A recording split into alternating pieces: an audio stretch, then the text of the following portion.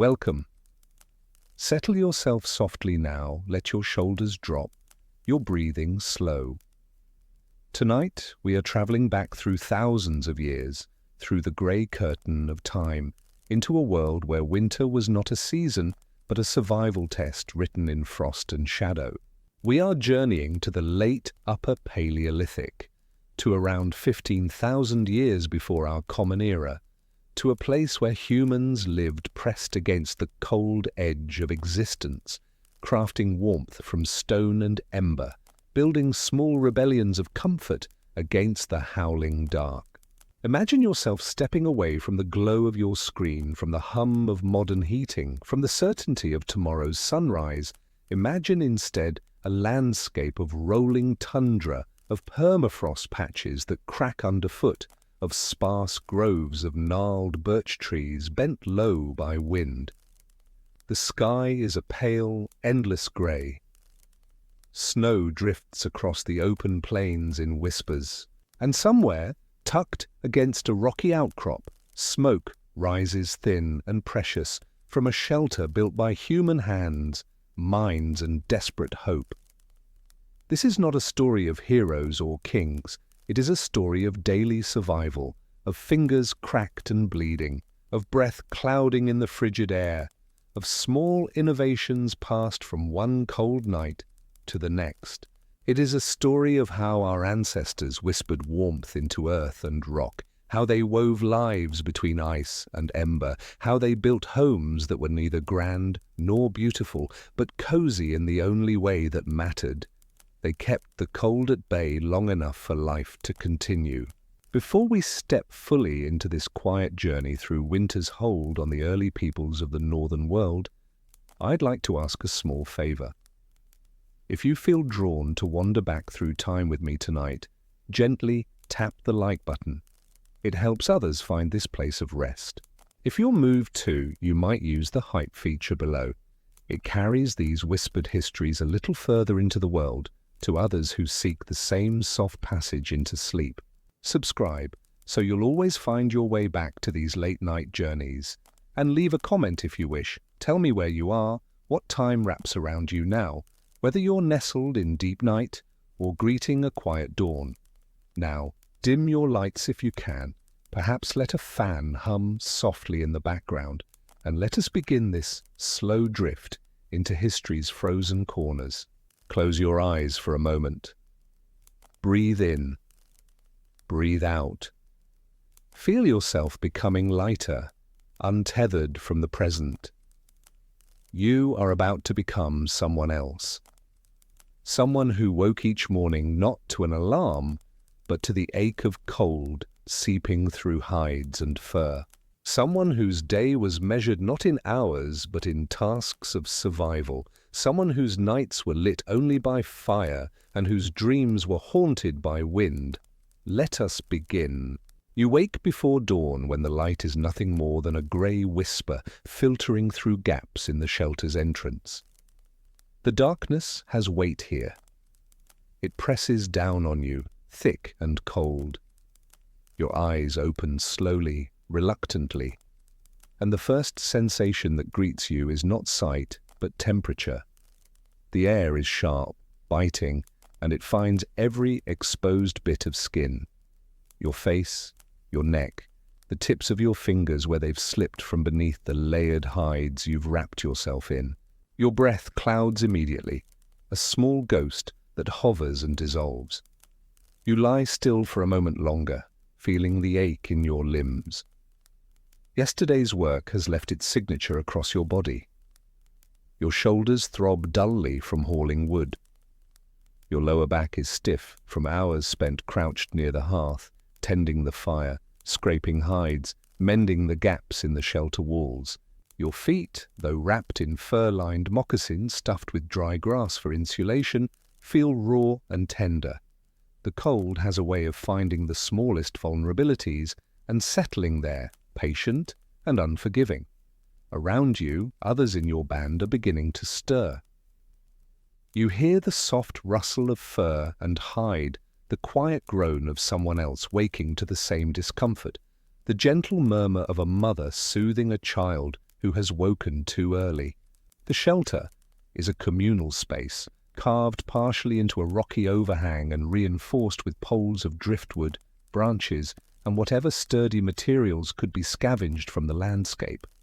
Animal hides have been stretched and layered across the frame, creating walls that block most of the wind, though not all. Drafts slip through seams and gaps, invisible fingers of cold that search for warmth to steal. At the center of the shelter, the hearth glows faintly. Last night, before sleep, someone banked the fire carefully, covering the embers with a layer of ash to preserve the coals through the dark hours. It is a delicate art, this preservation of fire. Too much ash and the coals will suffocate and die. Too little and they will burn through the night, consuming precious fuel and leaving nothing for the morning. But someone, perhaps it was you or perhaps it was Kara, the woman in your band who seems to understand fire and shelter better than anyone, someone judged it correctly.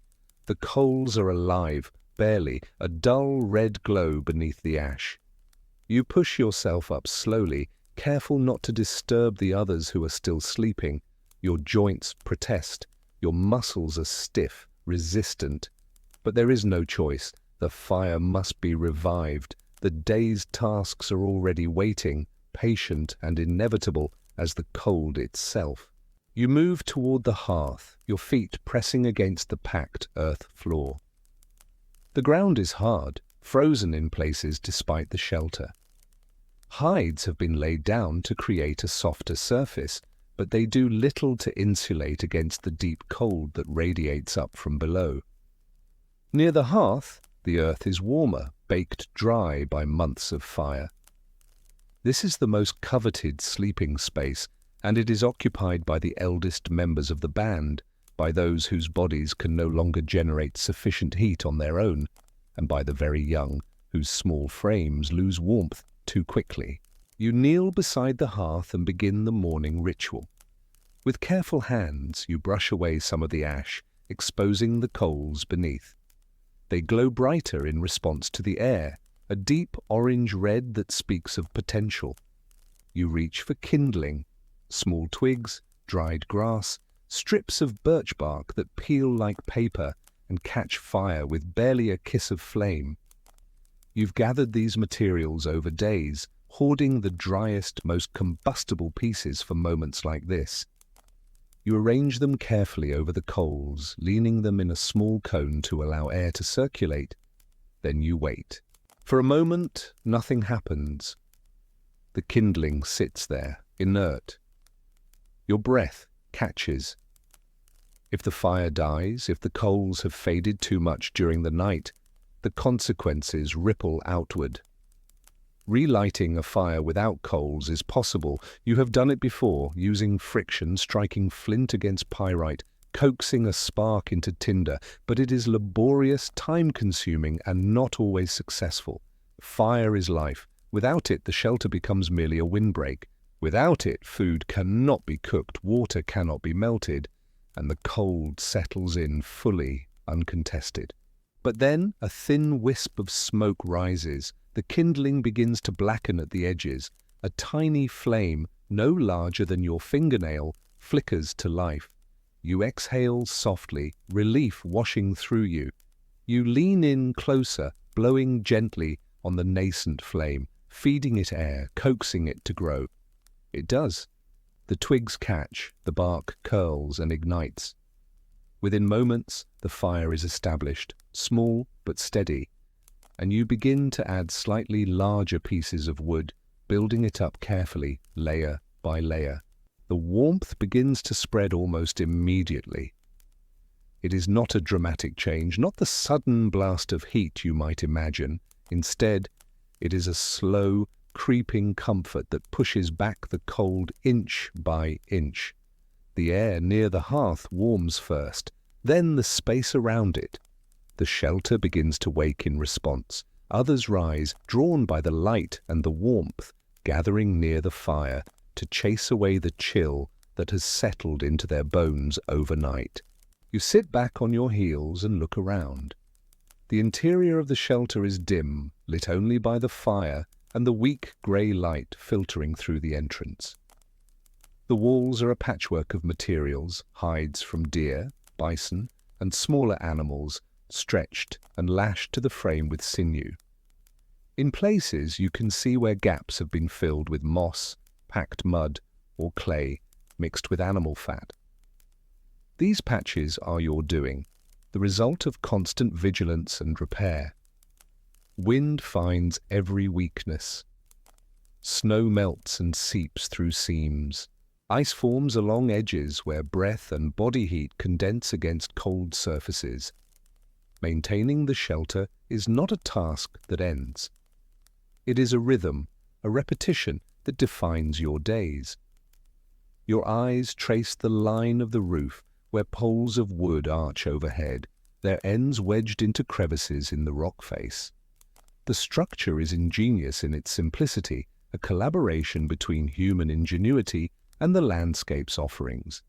The rock provides a solid back wall and partial roof. The wooden frame extends outward, creating a larger enclosed space. The hides and additional materials complete the shelter, transforming it from a simple overhang into something that can hold warmth, that can become, in the loosest sense, a home. But it is not truly warm. Even with the fire burning, even with the walls sealed as best as you can manage, the cold is always present. It hovers at the edges, it seeps in through the floor, through the gaps you haven't yet found, through the entrance that must remain partially open to vent smoke. You learn to live with it, to accept it as a constant companion. You layer clothing, wrapping yourself in furs and hides, binding them with strips of leather or sinew. You wear a tunic of sorts made from animal skin, and over that a cloak of thicker fur. Your legs are wrapped, your head is often covered. But still the cold finds ways in. It is patient, relentless. As the fire grows stronger, you turn your attention to the day's tasks. There is always work to be done, always. The rhythm of survival is unending, a cycle that repeats with each sunrise, each season, each breath. Today, like most days, you will need to gather fuel. The fire consumes wood at an alarming rate, and the supply you gathered yesterday is already diminished. You will need to venture out into the landscape, into the wind and the snow, to find more. But first, there are other tasks. You inspect the walls, running your hands along the seams, feeling for drafts. You find one near the northern edge, where the wind comes from most often. A small gap has opened, where the hide has pulled away slightly from its lashing. You fetch a piece of sinew and a bone needle, tools you crafted yourself or traded for, and you begin to repair the seam. Your fingers are stiff, clumsy in the cold, and the work is slow, but you persist. You push the needle through the thick hide, pulling the sinew tight, drawing the edges together.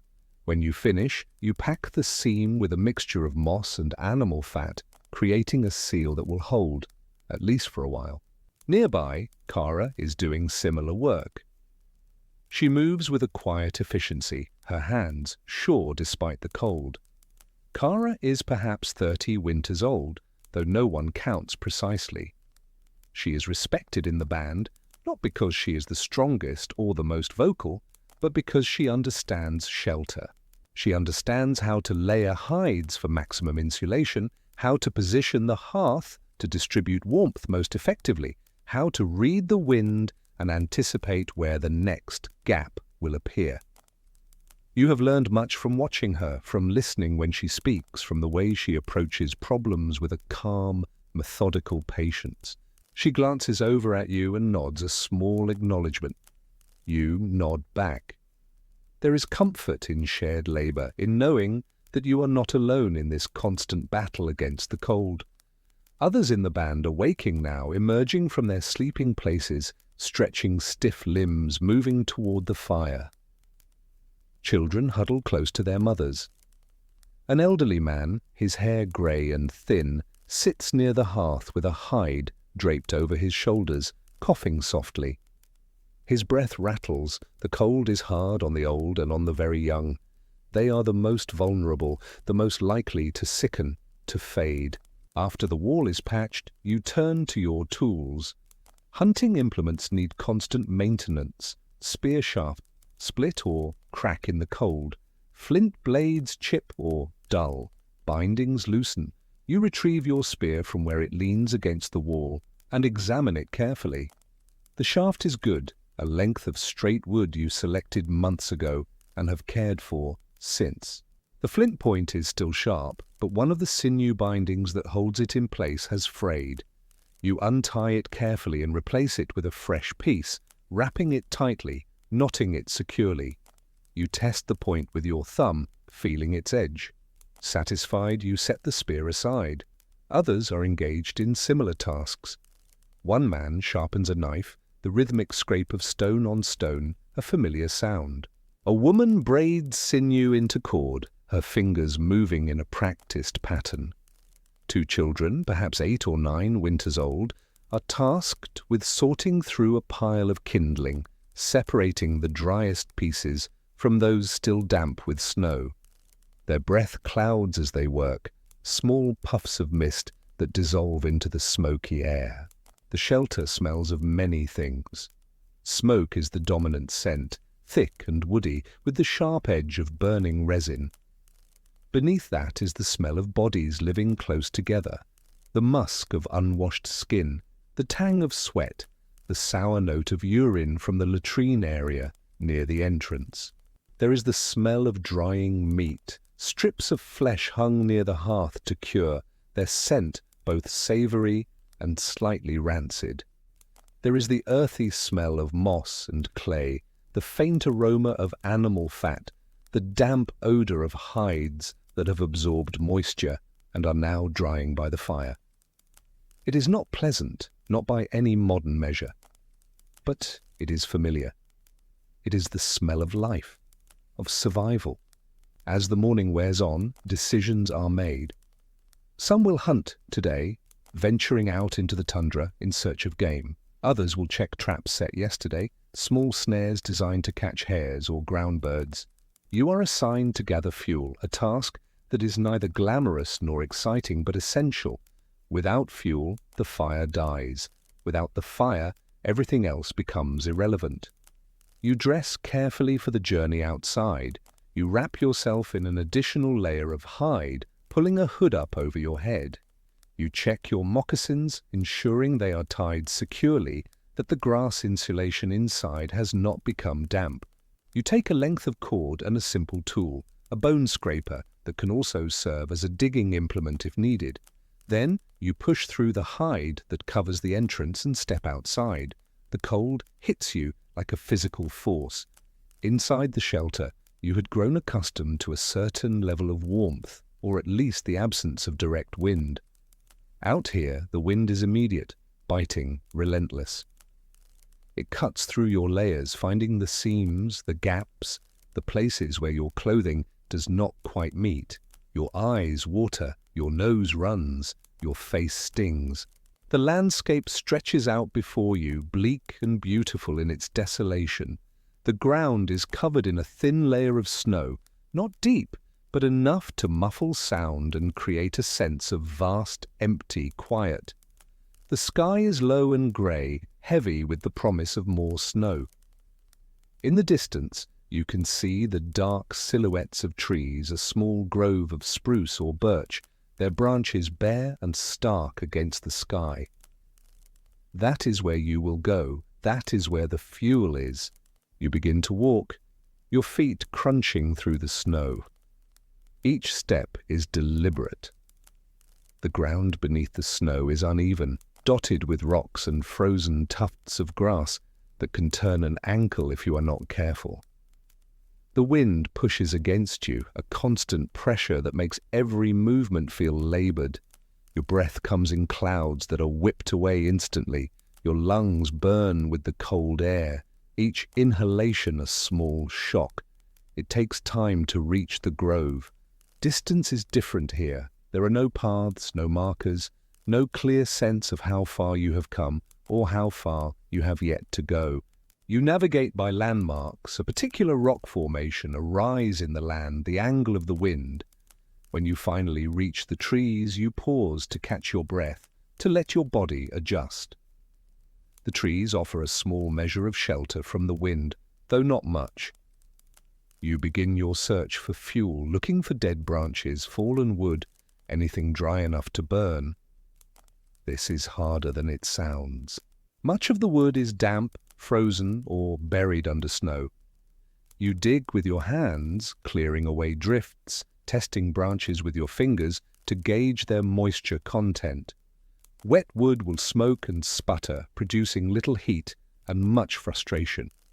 Dry wood is precious. You gather what you can, breaking branches into manageable lengths, bundling them together with your cord. Your fingers grow numb despite your efforts to keep them moving.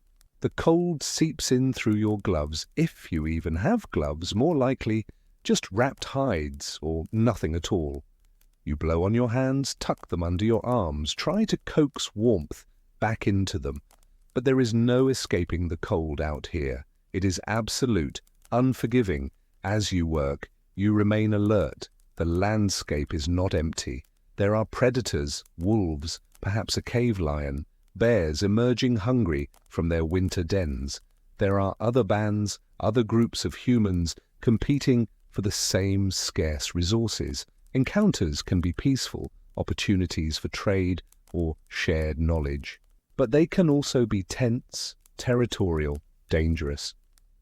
You listen for sounds, watch for movement, trust your instincts. When you have gathered as much as you can carry, you bundle it tightly and begin the journey back. The return trip is harder. The wood is heavy, awkward. The wind seems stronger now, or perhaps you are simply more tired. Your legs ache. Your shoulders burn, but you press on, step by step, driven by the knowledge that the fire must be fed, that warmth must be maintained, that your survival depends on this simple, repetitive task.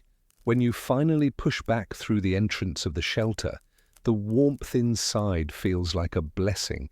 It is not truly warm, not by any comfortable standard, but compared to the biting cold outside, it is heavenly.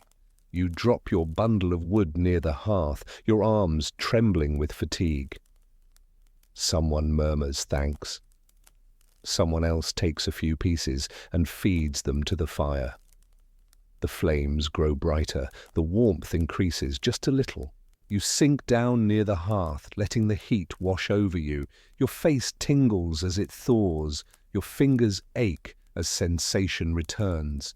You close your eyes for a moment, just breathing, just resting.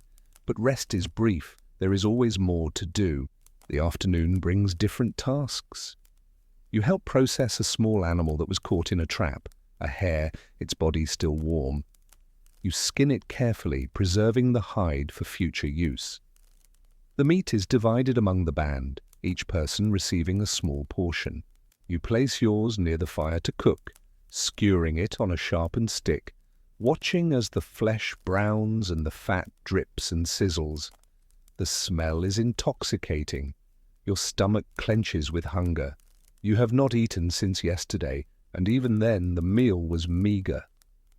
You also fetch water, or rather you fetch snow and ice. There is a small pile near the entrance, gathered earlier. You bring chunks of ice inside, placing them in a hollowed-out stone near the hearth. The heat melts the ice slowly, and you collect the water in a vessel made from bark or a cleaned bladder. The water must be heated before drinking. Cold water will chill your core, and there is always the risk of contamination. You wait until the water steams gently, then you drink, small sips that warm you from the inside. Throughout the day, you return to the walls, checking seams, repacking insulation. Kara has suggested a new approach to the northern wall where the drafts are worst. She proposes double layering the hides, creating an air gap between them. The trapped air, she says, will provide additional insulation. It is an experiment, but you trust her judgment. Together you work to implement the change, repositioning hides, adding support poles, adjusting the frame. It is slow, meticulous work, but when you finish, you can feel the difference. The draft has diminished. the space near that wall feels marginally warmer. As the day fades into evening, the light outside grows dim and then disappears entirely. Inside the shelter, the fire is the only source of light. Shadows dance across the walls, flickering and shifting with each movement of the flames. People gather closer, drawn by warmth and light. Conversations begin, soft and low. Stories are told, tales of past hunts, of ancestors, of the landscape and its spirits. Children listen wide-eyed, their faces glowing in the firelight. You sit quietly, listening. Your body aches with the accumulated fatigue of the day. Your hands are raw, your feet tender. But there is a quiet satisfaction in the work you have done, in the knowledge that the shelter is a little warmer, that the fire will burn through the night, that your band is, for now, safe. Eventually, the conversations fade. People begin to settle into their sleeping places, wrapping themselves in hides, curling close to one another for shared warmth. You find your own spot, not near the hearth. That space is reserved for others, but not too far either. You arrange your hides carefully, layering them for maximum insulation. You tuck your hands under your arms, draw your knees up to your chest. The cold is already settling in again, even with the fire burning. It is always there, patient, waiting. As you drift towards sleep, you think about tomorrow. There will be more work, more tasks, more cold. The rhythm will repeat, as it always does. But there is comfort in the repetition, in the knowledge that you are not alone, that others share this struggle, that together you have built something fragile, imperfect, but enough to survive another day, another night, another winter. The fire crackles softly. The wind moans outside, a distant, mournful sound, and somewhere in the darkness you hear the quiet footsteps of Kara, moving to check the windward wall one last time before she sleeps, always vigilant, always caring. Your eyes close. Your breathing slows. The cold presses in, but you have your small rebellion of warmth, your small pocket of life carved out of the frozen world. And for now, that is enough.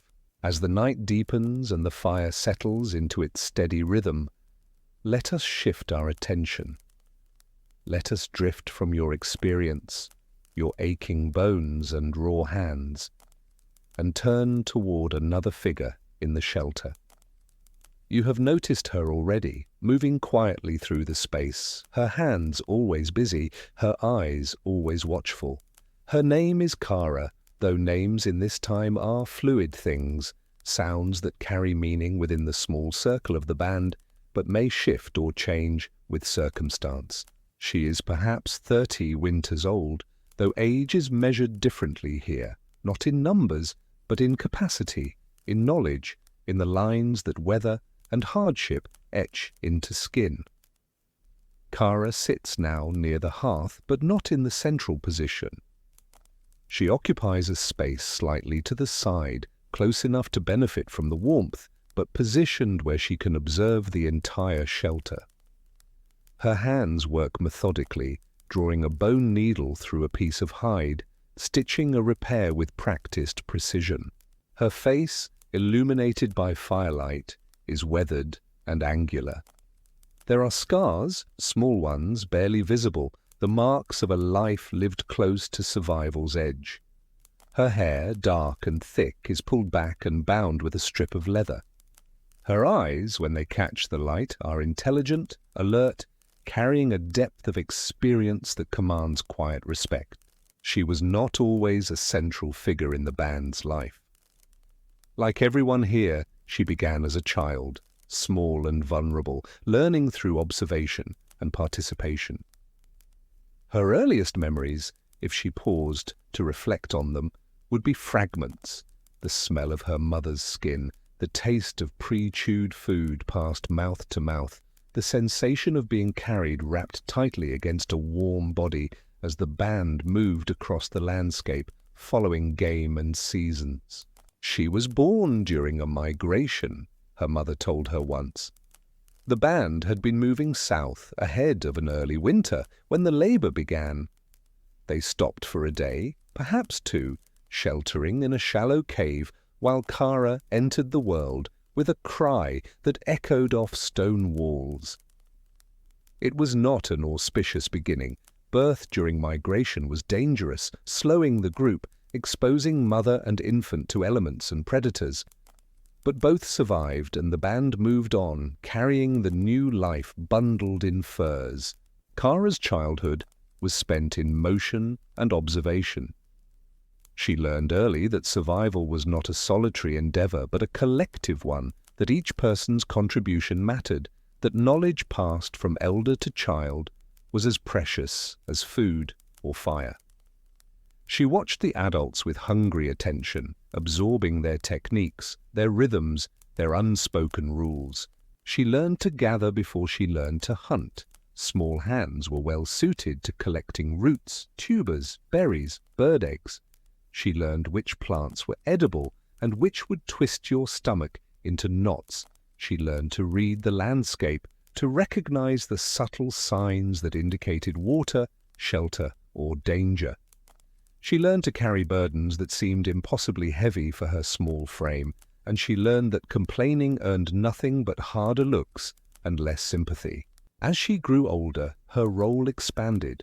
She began to help with hide preparation, one of the most essential and labor-intensive tasks in the band's survival. Hides provided clothing, shelter walls, bedding, containers, bindings, nearly everything that separated human life from the raw exposure of the elements. But transforming an animal skin into a usable hide required skill, patience, and considerable physical effort. Kara learned to flesh hides, scraping away fat and tissue with stone or bone tools, working the skin until it was clean and smooth. She learned to tan them using a mixture of animal brains, fat, and smoke, a process that took days and left her hands cramped and aching, her clothes and skin permeated with the smell of smoke and rendered tissue. She learned to soften hides by working them endlessly, pulling and stretching and rubbing, until the stiff skin became supple and workable.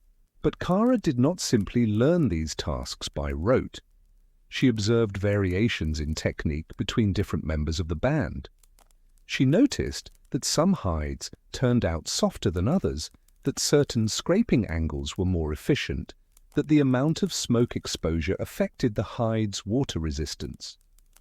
She began to experiment quietly, testing small modifications, observing results. When something worked, she remembered. When it failed, she adjusted. It was this quality, this combination of careful observation, patient experimentation, and willingness to try new approaches that gradually distinguished Kara from others in the band.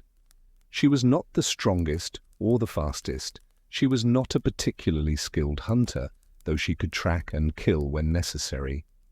But she understood materials. She understood how things worked, how forces interacted, how small changes could produce significant effects. As she reached adulthood, Kara's focus shifted increasingly toward shelter. Perhaps it began with a particular winter, one where the cold seemed especially brutal, where the wind found every gap and the band huddled miserable and frostbitten despite their best efforts. Perhaps it was the death of an elder she loved, someone who succumbed to cold and pneumonia in a shelter that leaked and failed.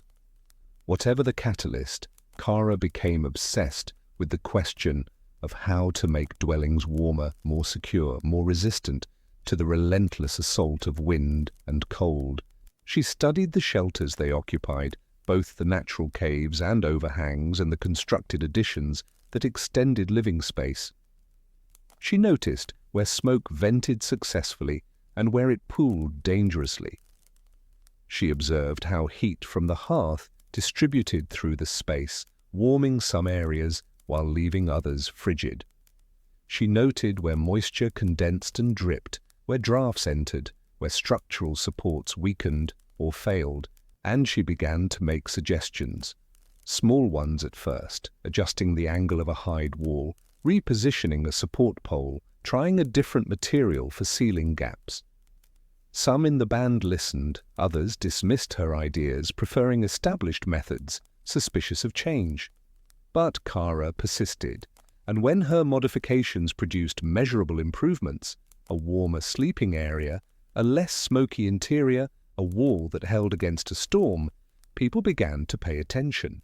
The winter that truly established Kara's reputation was brutal beyond memory. It arrived early, sweeping down from the north with howling winds and temperatures that cracked stones. The band had settled into a familiar rock shelter, one they had occupied in previous winters, and they had prepared as always, gathering fuel, processing food, sealing walls. But this winter was different. This winter tested every assumption, every technique, every bit of accumulated wisdom. The first storm arrived without warning. One moment the sky was merely grey and cold. The next, snow was falling so thickly that visibility vanished within arm's reach. The wind rose to a shriek, battering the shelter with a force that made the hide walls snap and thunder. Inside, people huddled close, their faces tight with fear. The fire guttered and nearly died, blown by drafts that suddenly seemed to come from everywhere. Kara moved immediately. While others froze in uncertainty, she assessed the situation with rapid calculation.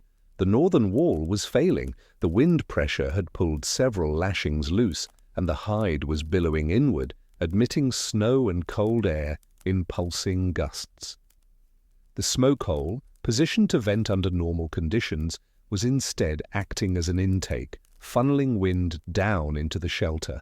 She called for help, her voice cutting through the wind's roar. Two younger members of the band responded, moving to her side. Together they fought to secure the northern wall, driving new stakes into the frozen ground, tightening lashings with hands that quickly went numb, stuffing gaps with whatever materials were at hand: moss, clay, strips of hide, even packed snow that would freeze into a temporary seal. But securing the wall was not enough. The smoke hole remained a problem. Under normal circumstances, it was essential. Without it, smoke from the hearth would fill the shelter, making breathing difficult and eyes burn. But in this storm, with wind driving down from above, it was a liability. Kara made a decision. She grabbed a spare hide and, with the help of her companions, climbed to partially cover the opening. Not completely, that would suffocate them, but enough to deflect the direct wind pressure, to redirect the airflow. It worked, barely. The wind's force inside the shelter diminished. The fire steadied and began to recover. People breathed easier, though the danger had not passed. Throughout the night, Kara and others took turns monitoring the repairs, adjusting, reinforcing, responding to each new threat as it emerged. The storm raged for 2 days, a relentless assault that tested every aspect of the shelter's integrity. When it finally passed, the band emerged exhausted but alive. The landscape outside had been transformed. Drifts of snow buried familiar landmarks, wood caches were scattered or buried, and the cold had settled into a deep, penetrating intensity that would persist for weeks. But inside the shelter, Kara's quick thinking and modifications had prevented catastrophe. The fire had not died, the walls had held, no one had frozen. In the days that followed, as the band dug out and assessed their situation, there was a quiet shift in how people regarded Kara. Respect had always been present, but now there was something more, a recognition of her essential value, an acknowledgement that her knowledge and instincts were critical to collective survival. When decisions about shelter needed to be made, people looked to her first. When modifications were proposed, her opinion carried weight. But Kara's life was not solely defined by crisis and innovation. She was also a person with relationships, with emotional connections that sustained her through the hardship. There was Tasa, a young woman perhaps 15 winters old, who had begun to follow Kara with the same hungry attention Kara had once directed at her own teachers. Tarsa wanted to learn about hides, about shelter, about all the accumulated knowledge that Kara carried. And Kara, recognizing something of herself in the younger woman's intensity, had taken her on as an apprentice of sorts. They worked together often side by side, Kara demonstrating techniques while Tarsa watched and imitated. Kara was patient but exacting, correcting mistakes but also encouraging experimentation. She taught Tarsa not just what to do but how to think, how to observe, how to question assumptions. Their relationship was not precisely maternal. Kara had never borne children, a fact that was not unusual in a world where pregnancy and childbirth carried enormous risk and where fertility was often reduced by physical stress and marginal nutrition. But there was affection between them, a bond forged through shared work and mutual respect. Kara also cared for her mother, now elderly and increasingly frail. Her mother's hands, once so skilled, were gnarled with joint pain. Her breathing was labored, her body thin despite efforts to ensure she received adequate food. Kara made sure her mother slept in the warmest position near the hearth, wrapped in the thickest furs. She prepared food carefully, softening tough meat, mashing roots, making sure her mother could eat despite failing teeth. It was a quiet duty, performed without complaint, but it added to Kara's burden. There was also a man, Dren, with whom Kara had developed a quiet companionship. They were not formally bonded in the way some pairs were, and their relationship lacked the intensity of passionate romance. But there was comfort between them, a shared understanding born of years, lived in close proximity. They worked well together. They slept near each other on cold nights, sharing warmth without needing to speak. They confided worries and hopes in low voices when others were asleep. It was a partnership of equals, uncomplicated and sustaining. Yet despite these connections, despite the respect she had earned, Kara carried private burdens. She remembered failures as vividly as successes, shelters that had collapsed, innovations that had not worked, people she had been unable to save. There was a child, years ago, who had died during a particularly harsh winter. Kara had tried everything to keep the small dwelling warm enough, but the cold had won. The memory haunted her, drove her to keep improving, to keep searching for better methods. She also felt the weight of expectation. Now that people relied on her knowledge, she could not afford to fail. Each winter was a test, and the margin for error was razor-thin. She knew that one significant mistake, one shelter that failed catastrophically, could cost lives and erode the trust she had built. The responsibility pressed on her, a constant companion to her work. As the winter deepened and the band settled into the routine of survival, Kara continued her quiet innovations. She proposed reorganizing the interior sleeping arrangements to create thermal zones, grouping people by their heat generation capacity, positioning the elderly and very young closest to the hearth, placing adults in a surrounding ring where they could both benefit from and contribute to the overall warmth. She experimented with heat-retaining stones, placing them near the fire until they were thoroughly warmed, then wrapping them in hides and positioning them in sleeping areas to radiate warmth through the night. She also worked on improving the hearth itself. The current configuration allowed too much heat to escape upward without adequately warming the surrounding space. Kara proposed building a low wall of stones around part of the hearth, not enclosing it completely, but creating a partial barrier that would reflect heat outward while still allowing smoke to rise. It was a delicate balance. Too much reflection and the fire would be starved of oxygen, too little and the heat would be wasted. But with careful adjustment, she found a configuration that worked, noticeably increasing the warmth in the immediate area around the hearth. These innovations did not come easily. Each required thought, planning, the gathering of materials, and the labor of implementation. Each faced resistance from those who preferred traditional methods or who were simply too exhausted to embrace change. But Kara persisted, demonstrating benefits, recruiting allies, quietly accumulating small victories that added up to meaningful improvements in the band's comfort and survival odds.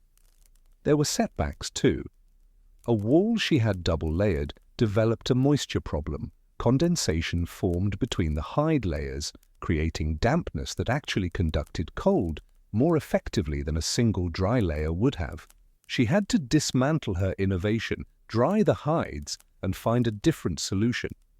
It was frustrating, but she learned from the failure, understanding better how moisture and temperature interacted. Another time, she experimented with using more animal fat as a sealant in wall gaps. The fat worked well initially, blocking drafts and providing excellent insulation, but it attracted scavengers, rodents, that gnawed through the fat, creating new holes and even nesting within the walls. She had to remove the fat, clean out the nests, and switch to a mixture that included bitter plant extracts that discouraged animals. Through all of this, Kara remained a quiet presence, neither domineering nor withdrawn. She spoke when her knowledge was needed, but did not seek attention.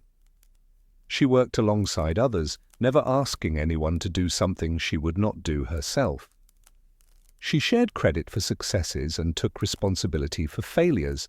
These qualities, as much as her technical skill, earned her the band's enduring respect.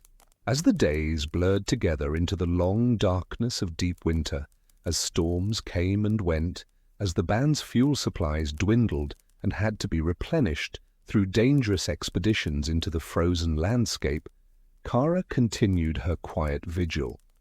She monitored the shelter constantly, identifying potential problems before they became critical. She adjusted, repaired, reinforced. She taught Tarsa, cared for her mother, sat beside Dren in companionable silence. And she thought about the future, about next winter and the one after that, about refinements she might make, experiments she wanted to try, about how knowledge could be preserved and passed down so that future generations would not have to rediscover everything through costly trial and error. She wondered if it might be possible to create more permanent shelters, structures that could be improved year after year rather than abandoned and rebuilt. She wondered if there were materials she had not yet tried, techniques she had not yet imagined. These thoughts sustained her through the hardest moments, the nights when the cold seemed unbeatable, when the wind howled and the fire guttered, when she woke from fitful sleep with her body aching and her spirit flagging, because she knew that her work mattered, that the small rebellions of comfort she crafted made the difference between life and death, between suffering and relative ease. One particularly cold night, deep in the winter's heart, Kara sat alone by the banked fire, while others slept. She had been unable to sleep herself, her mind too active, her body too aware of every draft and temperature shift. She looked around the shelter, at the walls she had helped seal, at the sleeping forms bundled in hides, at the glowing embers that represented life itself. And she felt a complex mix of emotions. Exhaustion, certainly. Worry about challenges yet to come, but also satisfaction, even pride. This space, imperfect as it was, represented human ingenuity and determination. It represented the accumulated knowledge of generations, refined and adapted. And she had contributed to it, had added her small piece to the ongoing project of survival. She added a few pieces of wood to the fire, watching as flames rose and light flickered across the walls. Outside, the wind moaned its eternal song. Inside, warmth held, fragile but sufficient. She wrapped a hide around her shoulders and allowed herself a moment of quiet rest, a brief respite before the next day's demands began again. Kara's story is not recorded in any history book, No monument bears her name. When she eventually died, perhaps peacefully in old age, perhaps suddenly from illness or accident, her band mourned and then carried on, as life always does.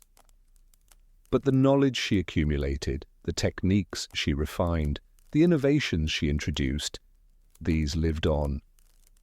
Tarsa carried them forward, teaching others in turn. The shelters built in subsequent winters incorporated Kara's insights. Her legacy was not fame, but function, not glory, but the quiet gift of warmth passed down through generations. And in this, she was not unique, but representative. Across the frozen world, in countless bands and groups, there were other Karas, individuals whose names are lost, but whose contributions were essential. People who observed carefully, who thought deeply about practical problems, who experimented patiently, who shared their knowledge generously. Together, these unnamed innovators pushed human survival forward, one small improvement at a time, one winter at a time, building the foundation for all that would come after. As the fire burns low and the night deepens, as you drift further into this ancient world, remember Kara. Remember that progress does not always arrive in dramatic breakthroughs, but often accumulates through quiet persistence. Remember that the warmth you take for granted today rests on the efforts of countless people who worked in cold and darkness to make life a little more bearable, a little more secure. Let her story settle over you like a soft hide, like the warmth of a carefully tended fire. Let it remind you that human ingenuity is ancient, that the drive to improve and protect has always been with us, that survival is both a solitary and collective endeavor. And as you sink deeper into rest, know that you carry the same capacity for resilience, the same potential for thoughtful innovation, the same connection to those who came before and those who will come after. Now let us drift further. Let us step away from the immediate warmth of human experience, from Kara's calloused hands and your frozen breath, and move into a different kind of space, a quieter space, a space where time has accumulated in layers, where the past speaks not in voices, but in traces, in fragments, in the subtle language of stone and soil and ash. Imagine yourself standing at the entrance of an ancient cave, but not as a person seeking shelter from the cold. Instead, you stand in the present, or perhaps a recent past, as an archaeologist, a scientist, someone who reads the earth like a text. The cave before you has been abandoned for thousands of years. The people who once called it home are long gone, their bones dust, their voices silent. But they left something behind, not intentionally. They were not thinking of you, of future investigators peering into their lives. They simply lived, and in living, they marked the earth. The cave mouth yawns before you, dark and inviting. You step inside, your modern boots crunching on soil that has not been disturbed in millennia. Your flashlight beam cuts through the darkness, illuminating walls blackened by ancient smoke, floors that hold secrets in their compressed layers. The air is cool, still, heavy with time. And you begin to look. Not casually, but with the intense focus of someone searching for whispers, for clues, for the faint echoes of human presence. What can stone tell you? What can ash reveal? How do you reconstruct warmth from cold evidence, comfort from fragments, lives from silence? These are the questions that drive archaeological investigation, and they are questions without easy answers. The past does not surrender its secrets willingly. It requires patience, careful observation, sophisticated analysis, and always a willingness to acknowledge uncertainty. Let us begin with the most obvious traces, the hearth. In nearly every Paleolithic shelter that has been studied, from Europe to Asia to the Americas, the hearth is the focal point. Not just physically as the source of heat and light, but archaeologically as the richest source of information. A hearth is not simply a place where fire burned. It is a palimpsest, a layered record of countless fires, each leaving its signature in ash and charred material, each contributing to the accumulated story. When archaeologists excavate a hearth, they do so with extraordinary care, often removing soil centimetre by centimetre, recording every change in colour, texture, and composition. What they find is rarely simple. There are layers of ash, white and grey and black, each shade indicating different burning temperatures and materials. There are chunks of charcoal, pieces of wood that burned incompletely and can be identified to species, revealing what trees were available and what the ancient people chose to burn. There are burned bones, sometimes fragmentary, sometimes intact enough to identify the animals that were consumed. There are heat-altered stones, their surfaces cracked and discolored by repeated exposure to intense heat. But beyond these obvious remains, there are subtler traces. Microscopic analysis of hearth sediments can reveal pollen grains, tiny fragments of plant material that indicate what was growing nearby, what the climate was like, perhaps even what time of year certain fires were lit. Chemical analysis can detect residues of fat, of meat, of plant processing. These invisible traces tell stories that the eye alone cannot see, stories of meals cooked, of resources processed, of the organic materials that surrounded the fire but left no visible remains. The very structure of a hearth reveals intention and understanding. Some hearths are simple depressions scooped into the earth, their edges defined by compacted soil, hardened through repeated heating.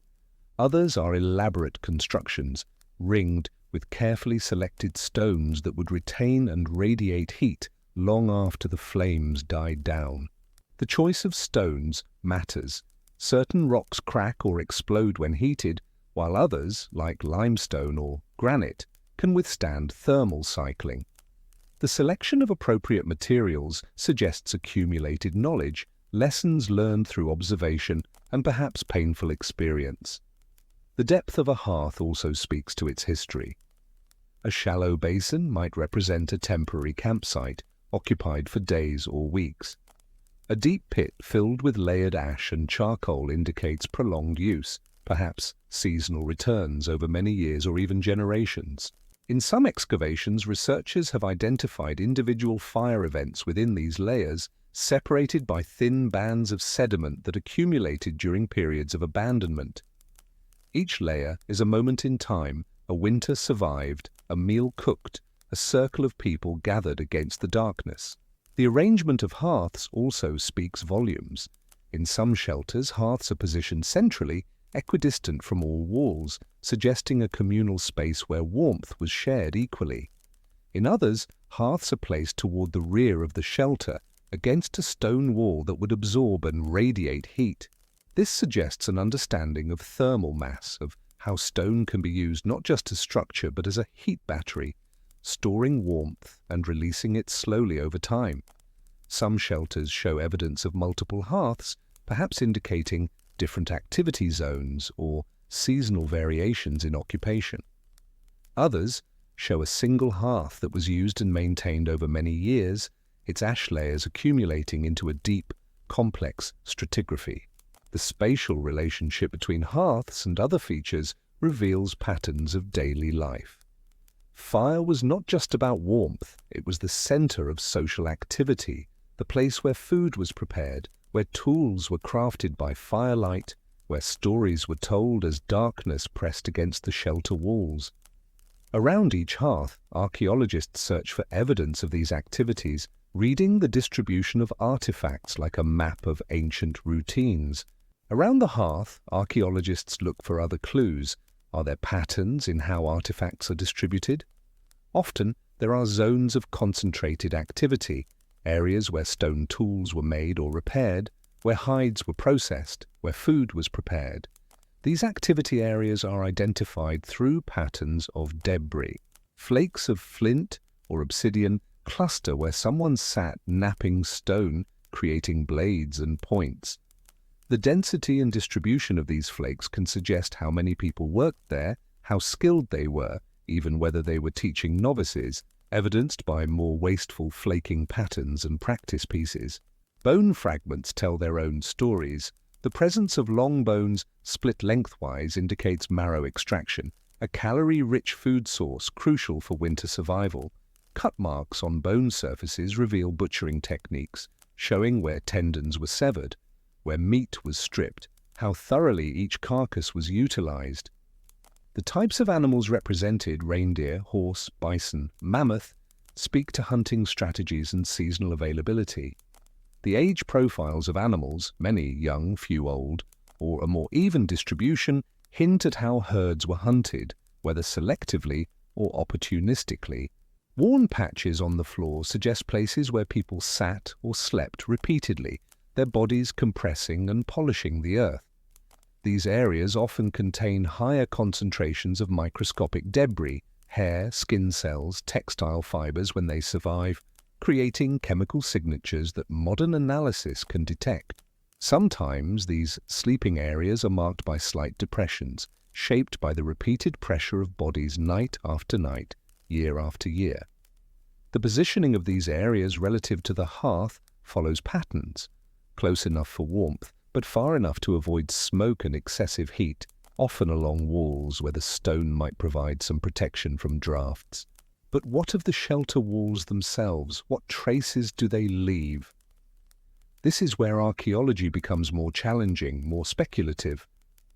Organic materials like hides, wood, and plant matter rarely survive in the archaeological record.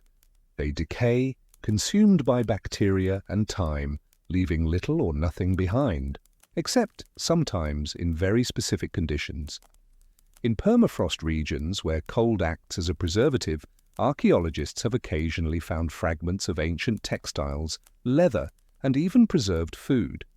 These finds are treasures, offering direct glimpses of materials that normally vanish. One remarkable discovery in Siberia revealed fragments of sewn leather, the stitching still visible, showing techniques of joining hides that might have been used for wall coverings.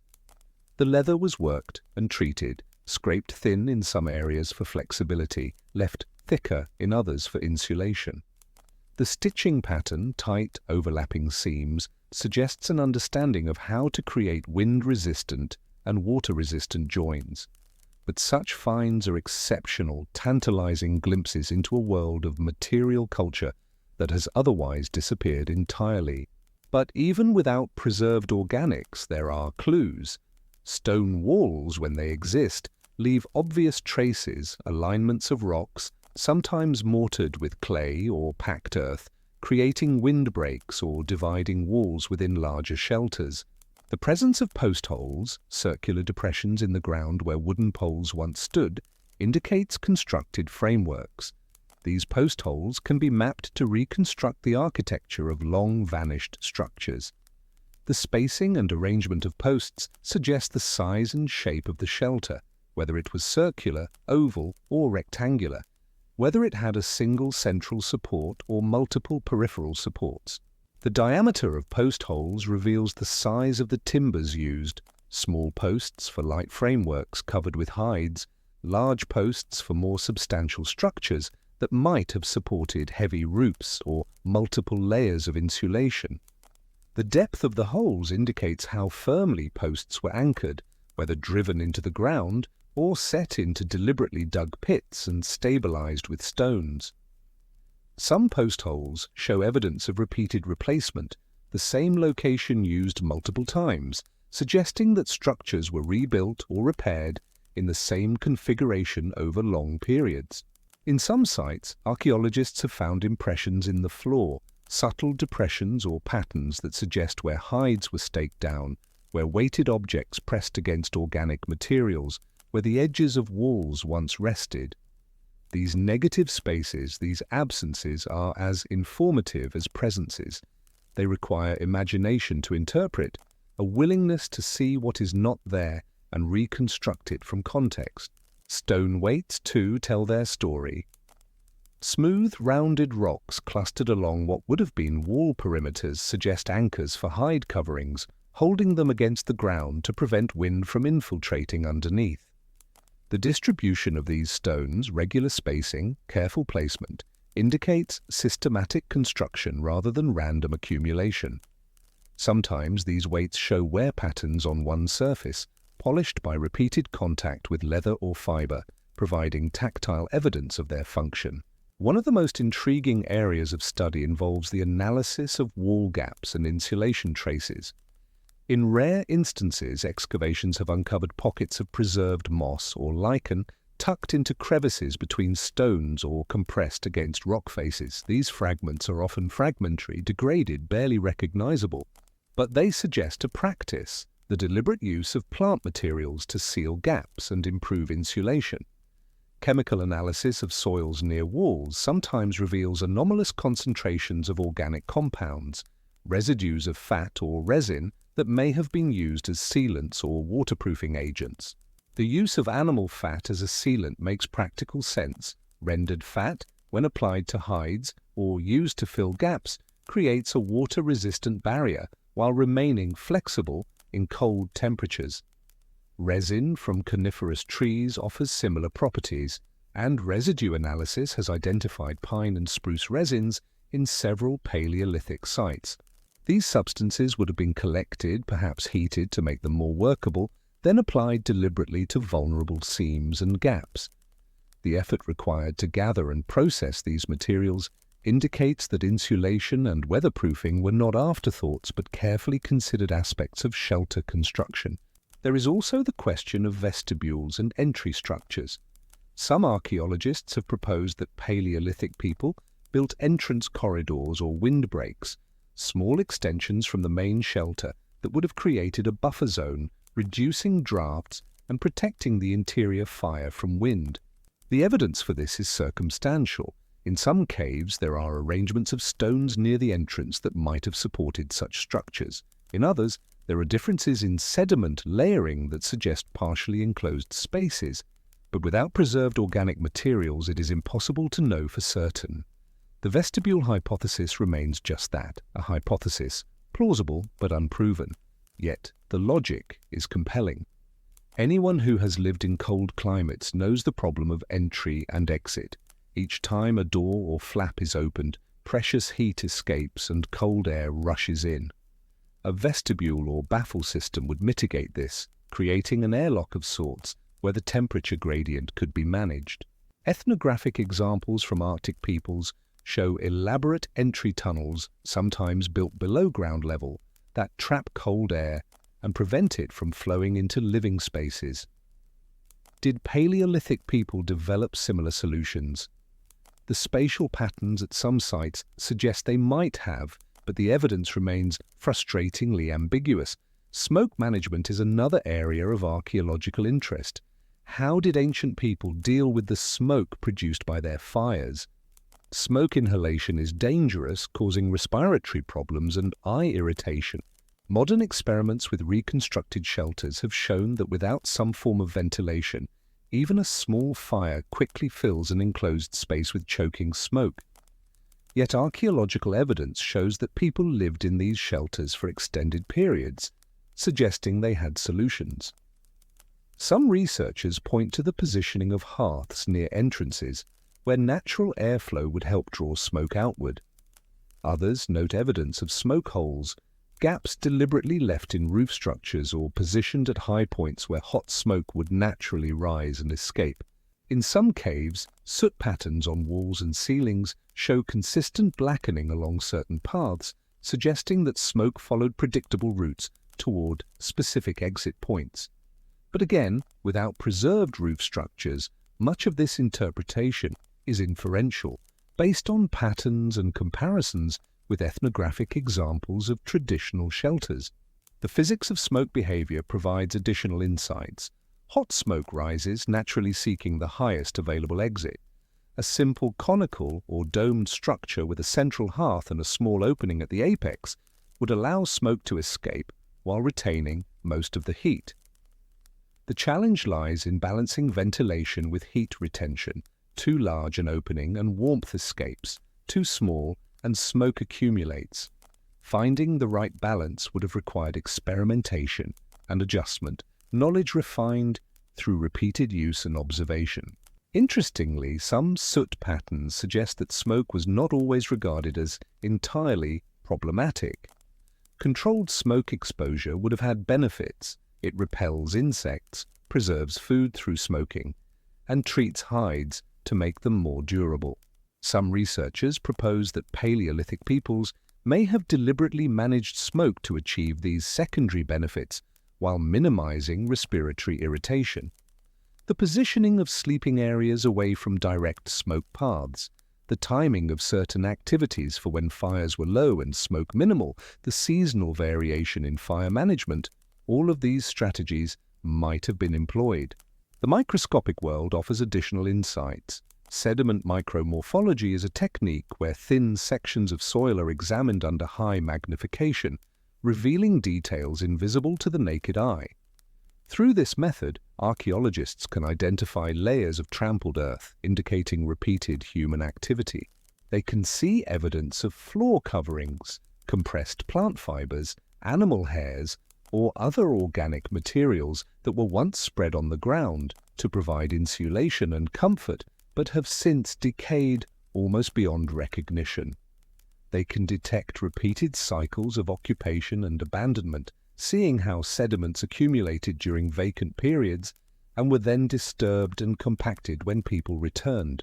These microscopic analyses reveal the rhythms of shelter life, a thin layer of dust settling during abandonment, a sudden compaction indicating return and renewed activity, lenses of ash dispersed through sediment suggesting periodic cleaning when hearth ash was swept or scattered, concentrations of phytoliths, microscopic silica structures from plants, indicating where plant materials were processed or used as bedding. Each microscopic signature adds a thread to the tapestry of understanding. Chemical signatures preserved in soil reveal even more. Phosphate concentrations can indicate areas of intensive organic activity, where food was processed, where human and animal waste accumulated. Lipid analysis identifies fatty acid residues from different sources, marine animals, terrestrial mammals, plant materials, providing clues about diet and resource use. Protein residue analysis can sometimes identify specific activities, like hide processing, where collagen from skins has left detectable traces. One fascinating area of research involves experimental archaeology, the practice of building and testing replicas of ancient structures using period-appropriate materials and techniques. Archaeologists and volunteers construct shelters based on the best available evidence, then live in them, testing their thermal efficiency, durability, and habitability. These experiments have revealed much about what works and what doesn't. They have shown, for instance, that hide walls, when properly prepared and layered, provide surprisingly effective insulation. They have demonstrated that even simple modifications, angling walls to deflect wind, creating air gaps between layers, using thermal mass strategically, can significantly improve comfort. One notable experiment in northern France involved constructing a hide-covered shelter based on evidence from a Magdalenian site. The team used modern reindeer hides prepared with traditional techniques, scraped, stretched, and sewn. They discovered that a double layer of hides with a small air gap between them created excellent insulation, trapping body heat and fire warmth while blocking wind. The interior temperature remained significantly warmer than outside, even with a minimal fire. However, they also discovered challenges. Condensation formed on the inner surface of hides from breath and body moisture, requiring regular maintenance and sometimes creating uncomfortable dampness. Another experiment in Siberia recreated a mammoth bone shelter, using bones collected from natural death sites. The researchers found that while bone structures were stable and impressive, they required extensive supplementation with hides and other materials to be truly habitable. The gaps between bones, even when carefully arranged, allowed significant drafts unless sealed with additional materials. However, the massive bones did provide thermal mass, slowly absorbing heat during the day and releasing it at night, creating a slightly more stable interior temperature. These experiments have also highlighted the challenges. Maintaining adequate ventilation while retaining heat is a delicate balance. Moisture management is crucial. Condensation from breath and body heat can dampen walls, reducing their insulating properties and creating conditions for cold to penetrate. Fire maintenance requires constant attention. Letting a fire die in extreme cold can be life-threatening if relighting proves difficult. The experiments have given researchers a visceral understanding of what Paleolithic people faced, the daily struggles that left only faint traces in the archaeological record. Living in these experimental shelters for days or weeks reveals practical details that excavation alone cannot show. The amount of firewood required is substantial. Maintaining warmth through a cold night might consume an entire person's carrying capacity of wood, meaning that fuel gathering was a constant, labor-intensive activity. The best sleeping positions relative to fire and walls become apparent through trial and discomfort. The challenges of cooking in confined spaces, of managing smoke and heat, of keeping bedding dry, all of these lived experiences inform interpretation of archaeological remains. Yet for all the evidence, for all the careful excavation and analysis, much remains mysterious. Consider the question of regional variation. Paleolithic people occupied an enormous geographic range, from Arctic tundra to temperate forests to high-altitude plateaus. Did they all use similar shelter-building techniques, or did they develop distinct local adaptations? The archaeological evidence suggests both continuity and diversity. Certain practices, hearth construction, the use of hides, basic architectural principles, appear widespread, suggesting shared cultural knowledge transmitted across vast distances and long periods. But there are also distinct regional differences in materials used in shelter configurations, in the relationship between natural and constructed elements. In Siberia, for instance, archaeologists have found evidence of shelters built primarily from mammoth bones, massive structures where tusks and long bones were arranged to create frameworks that were then covered with hides. These shelters represent an adaptation to treeless steppe environments where wood was scarce, but large animal bones were available from hunting or scavenging. The thermal properties of these bone structures would have been different from wood-framed shelters. Bone does not insulate as effectively as air gap construction, but the sheer mass of material could provide some thermal buffering. The construction of these bone structures required tremendous effort and organization. Mammoth bones are heavy. A single skull can weigh hundreds of kilograms. Moving, positioning, and stabilizing these massive elements demanded coordinated labor, possibly involving entire communities. The deliberate selection and arrangement of bones, large femurs forming foundational circles, mandibles interlocked for walls, tusks arching overhead for roof support, demonstrates sophisticated engineering understanding. Some of these structures contained hundreds of bones, representing the skeletal remains of dozens of mammoths, accumulated over time or gathered from death sites. In mountainous regions of Europe, many shelters were built deep within caves, taking advantage of the stable temperatures that exist underground. Cave interiors maintain relatively constant temperatures year-round, cool in summer, warmer than outside in winter. By sheltering deep within these natural formations and using fire for supplemental heat, people could survive in conditions that would be lethal on the surface.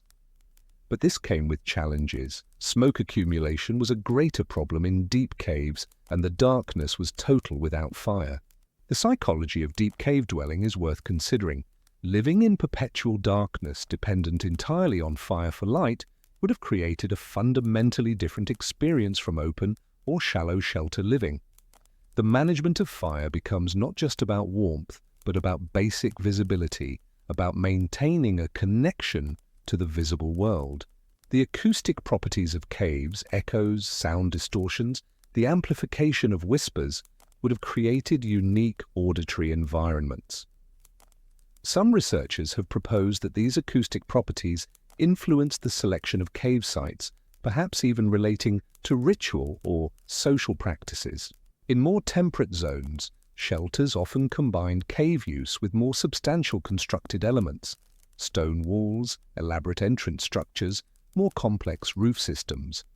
The availability of diverse materials, various types of wood, different plants for thatching or insulation, clay for sealing, allowed for more sophisticated building techniques. Sites in southwestern France, for example, show evidence of carefully constructed stone walls built across rock shelter openings, creating partially enclosed spaces that amplified the natural protection of the overhang. These walls were often mortared with clay mixed with plant fibers, creating a relatively windproof barrier. Some show evidence of multiple construction phases, suggesting that walls were maintained, repaired, and modified over extended periods. The investment of labor in these structures indicates that they were not temporary camps, but significant, repeated-use habitation sites.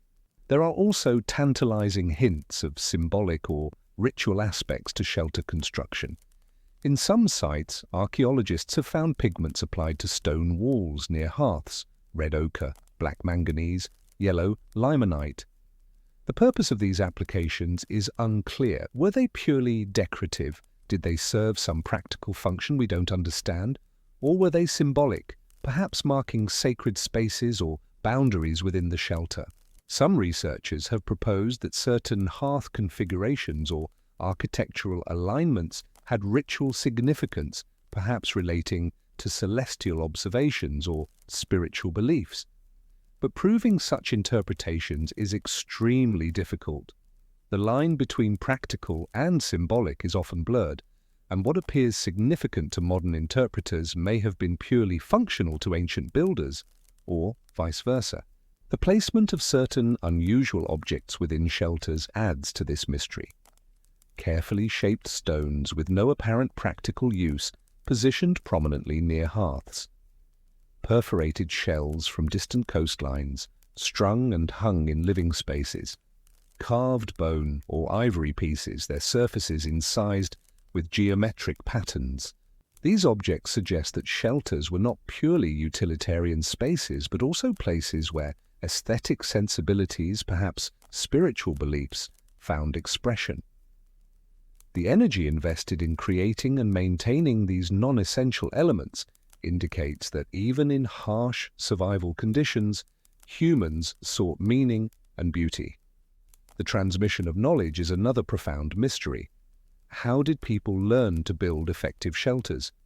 Was this knowledge passed down through oral instruction, through demonstration, through trial and error? Archaeological evidence suggests that shelter-building techniques were remarkably conservative in some ways, with certain practices persisting for thousands of years across vast regions. This implies successful transmission of knowledge from generation to generation, a continuity of practice that speaks to the importance of these skills for survival. The mechanisms of this transmission remain speculative. We can imagine elders teaching younger people, guiding their hands in arranging stones, explaining the properties of different materials, sharing hard-won wisdom about where to position hearths and how to layer insulation. We can imagine children watching adults work, absorbing techniques through observation and play, gradually taking on more responsibility as they matured. We can imagine communities sharing innovations, successful techniques spreading through social networks as groups encountered each other during seasonal migrations. But there are also moments of apparent innovation, sites where new techniques appear, where modifications suggest experimentation.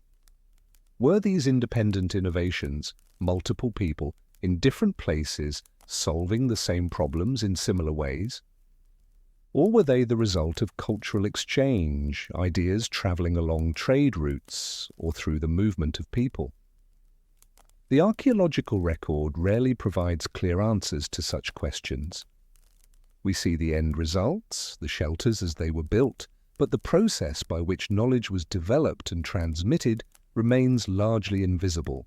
Some sites show what appear to be teaching moments preserved in the archaeological record, areas where stone tool manufacture includes many mistakes and practice pieces alongside more skilled work, suggesting experienced knappers teaching novices.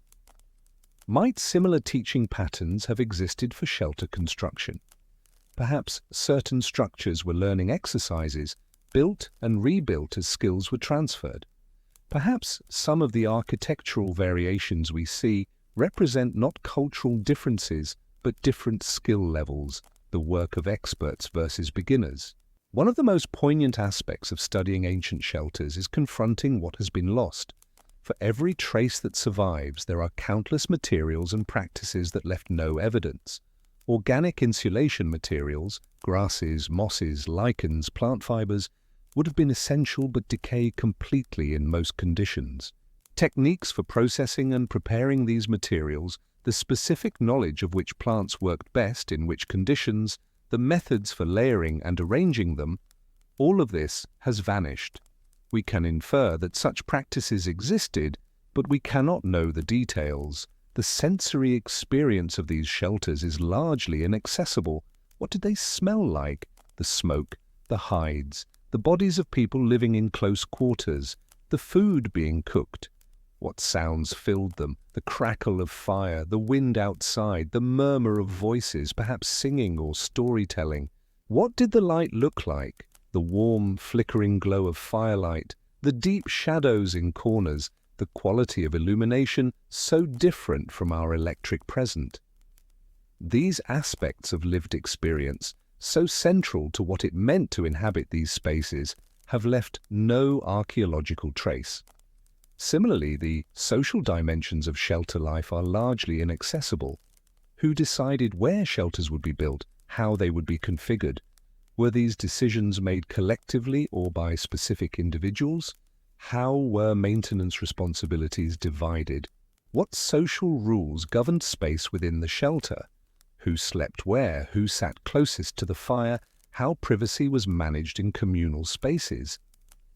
These questions, so central to understanding lived experience, can only be approached indirectly through spatial analysis and comparison with ethnographic examples.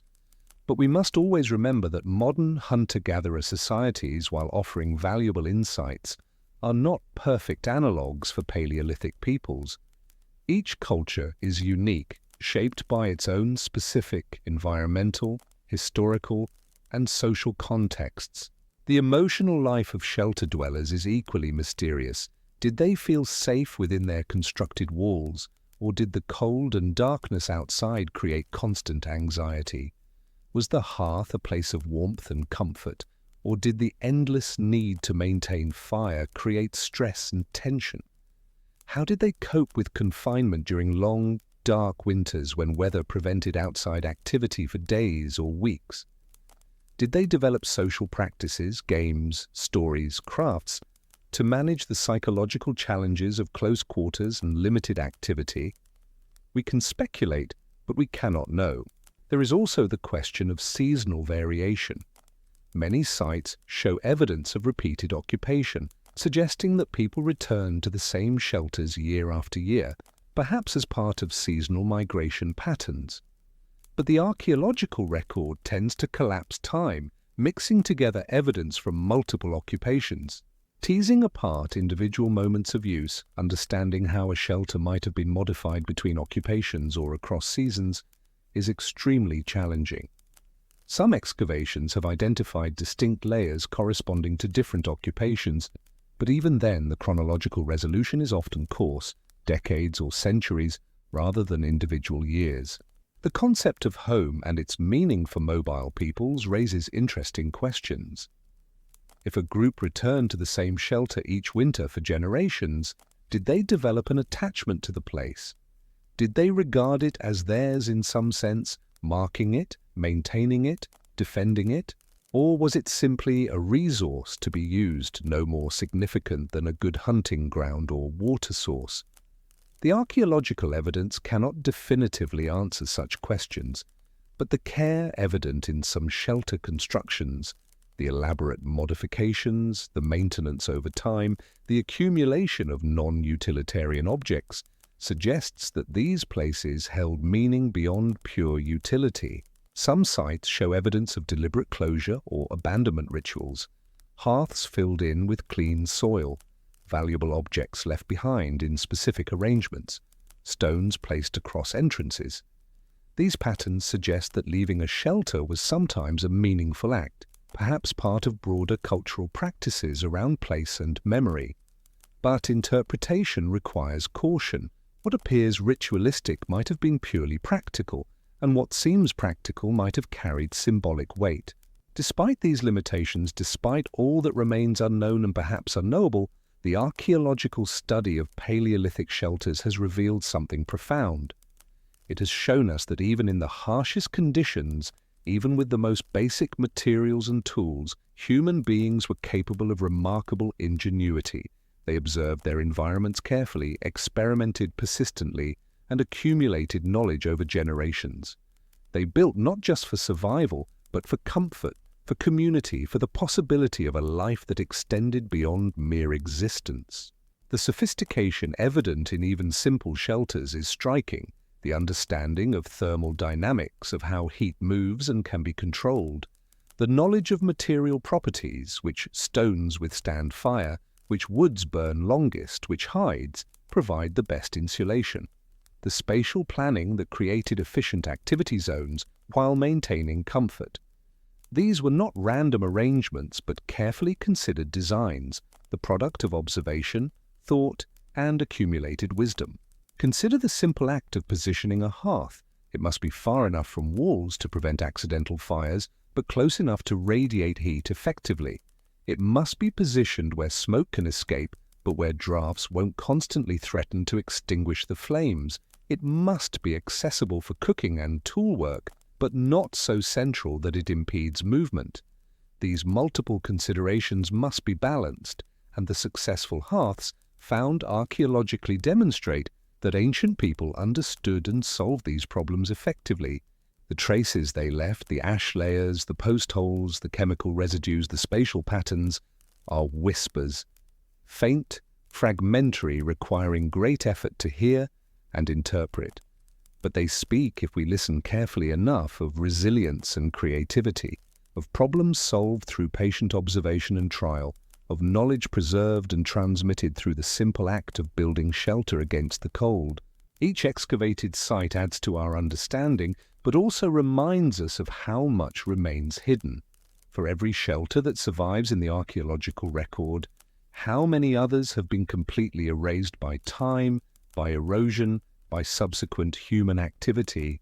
The shelters we can study represent a tiny fraction of those that once existed, a biased sample that survived due to favorable conditions or fortunate circumstances. The full diversity of Paleolithic shelter practices, the range of solutions developed by different peoples in different places, is largely lost to us. Yet even these fragments tell a powerful story. They reveal humans as adaptable, creative, persistent. They show communities working together, sharing knowledge, investing labor in creating spaces where life could continue through the harshest seasons. They demonstrate that survival was not just about individual strength or endurance, but about collective knowledge and coordinated effort. As you drift deeper into sleep, imagine those ancient builders, not as crude primitives, but as thoughtful problem solvers, as people who understood their materials intimately, who worked with cold, numbed hands to create pockets of warmth in a frozen world. Imagine the accumulated wisdom represented by each well-placed stone, each carefully sealed gap, each hearth positioned to maximize heat distribution.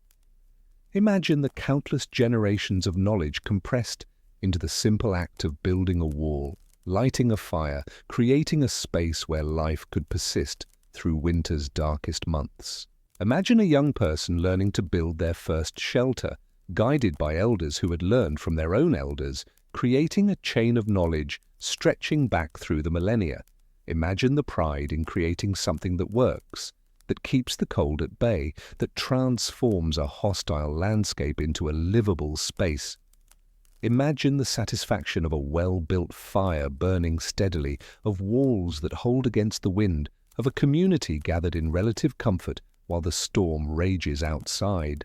Imagine, too, the failures and setbacks, the shelters that didn't work, that let in cold or filled with smoke or collapsed under snow weight, the harsh lessons learned through discomfort and danger, the innovations born of necessity, of desperate attempts to solve immediate problems, the patience required to master complex skills, to learn the subtle distinctions between effective and ineffective techniques, the resilience needed to persist through mistakes and hardships. The mysteries remain, the questions outnumber the answers, but that too is part of the story. History is not a complete narrative, but a collection of fragments. And in the gaps between what we know, there is room for wonder, for imagination, for a humble recognition of how much has been lost to time. Sleep now, and let the whispers in the stone blend with your dreams, carrying you deeper into rest, deeper into the ancient quiet where our ancestors once huddled against the cold and told their own stories into the flickering darkness. Let the weight of time settle around you like layers of sediment, each moment of rest adding to the accumulation of peace. Let the distant hearths of the past warm you across the millennia, their light long extinguished but their legacy preserved in the very fact of your existence. You, the descendant of people who solved the problem of cold, who created shelter and warmth and community in the face of winter's implacable hostility. The archaeological whispers continue, soft and persistent, speaking of hands that shaped stone and wood and hide, of minds that observed and learned and taught, of hearts that must have known fear and cold and discomfort, but also warmth and safety and the deep satisfaction of shelter successfully built. These ancient voices are faint, but they persist in the evidence they left behind, waiting for patient investigators to read their traces and reconstruct, however imperfectly, the story of survival and ingenuity written in ash and stone and the silent language of the earth. Let us shift our attention once more, gently, from the silent mysteries of stone and ash to another dimension of ancient life. So far, we have walked through the daily struggle of survival, felt the cold seep into your bones, followed Kara's quiet innovations and whispered among archaeological fragments. But there is another story to tell, one that complicates the picture we have drawn. It is the story of difference, of hierarchy, of how even in the harshest conditions, even among small bands struggling at survival's edge, not everyone experienced cold and comfort in quite the same way. This is not a story of kings and palaces. The Paleolithic world we have been exploring did not have such things. There were no towering monuments, no sprawling cities, no bureaucracies or standing armies. There were no tax collectors, no written laws, no hereditary monarchies passing power from generation to generation through elaborate ceremonies of coronation. But it would be a mistake to imagine that early hunter-gatherer societies were perfectly egalitarian, that all shared equally in every hardship and every benefit. Human societies, even the smallest and simplest, develop structures, roles, distinctions. Some of these are based on practical necessity. Different people have different skills, different capacities, different responsibilities. But some become something more, evolving into systems of privilege, into hierarchies that grant certain individuals access to resources, comfort, or status that others do not enjoy. The evidence for such hierarchies in Paleolithic societies is subtle, indirect, often contested. We do not have written records declaring who held power or prestige. We do not have throne rooms or treasure hoards, no administrative tablets tallying wealth, no genealogies carved in stone proclaiming royal lineages. What we have are patterns in burial practices, variations in artifact quality and quantity, spatial arrangements within shelters that suggest differential access to warmth and comfort. From these fragments, archaeologists construct tentative theories about social organization, always aware that they might be reading too much into limited evidence, or missing nuances that would have been obvious to the people themselves. The distance between us and them is not just temporal but interpretive. We look at their remains through the lens of our own experiences with hierarchy and equality, and that lens may distort as much as it reveals. Let us return for a moment to the shelter we have been imagining. The rock overhang reinforced with hides and poles, the central hearth glowing in the darkness, the band of people huddled against winter's assault. You have experienced this space as a common member of the group, someone who labors daily to maintain survival. You have felt the cold bite of your sleeping position, the ache in your muscles after a day of gathering firewood or processing hides, the gnawing worry about whether food stores will last until spring. But now look more carefully at how space is organized, at who occupies which positions, at who receives what considerations. Notice the subtle geography of privilege and hardship that structures this seemingly simple shelter. The hearth is the center, the source of warmth and light, the beating heart around which all life in the shelter revolves. Proximity to the hearth is not just a matter of comfort, but of survival itself. Those who sleep closest to the fire stay warmest through the night. Their bodies do not chill as deeply during those dangerous hours before dawn when the fire burns lowest and the cold presses in with its greatest force. They wake with less stiffness, less pain in joints and muscles. They are less susceptible to the respiratory illnesses that claim so many in winter's grip, the coughs that rack bodies and never quite go away, the fevers that burn through fuel reserves and leave people weakened, the pneumonias that fill lungs with fluid and turn breathing into a desperate labor. But the spaces nearest the hearth are finite, and not everyone can occupy them. Someone must sleep further back, where the warmth dissipates, where draughts find their way through gaps in the hide walls, where the cold waits patiently to reclaim what the fire has temporarily denied it. In many societies, both ancient and more recent, the distribution of such privileged spaces follows patterns. The very young and the very old often receive priority. They are the most vulnerable to cold, the least able to generate their own heat through metabolic activity or physical movement. Infants, with their small bodies and limited fat reserves, can die from cold in hours. The elderly, their circulation poor and their ability to shiver diminished, face similar dangers. This is practical triage, a calculation of vulnerability that makes sense even in the most egalitarian framework. But beyond this practical triage, other factors come into play. Age, certainly, but also knowledge, skill, social contribution, lineage, and sometimes the accumulation of what might be called prestige or status, that ineffable quality that causes some voices to carry more weight than others, some needs to be addressed before others, some comfort to be seen as more deserved.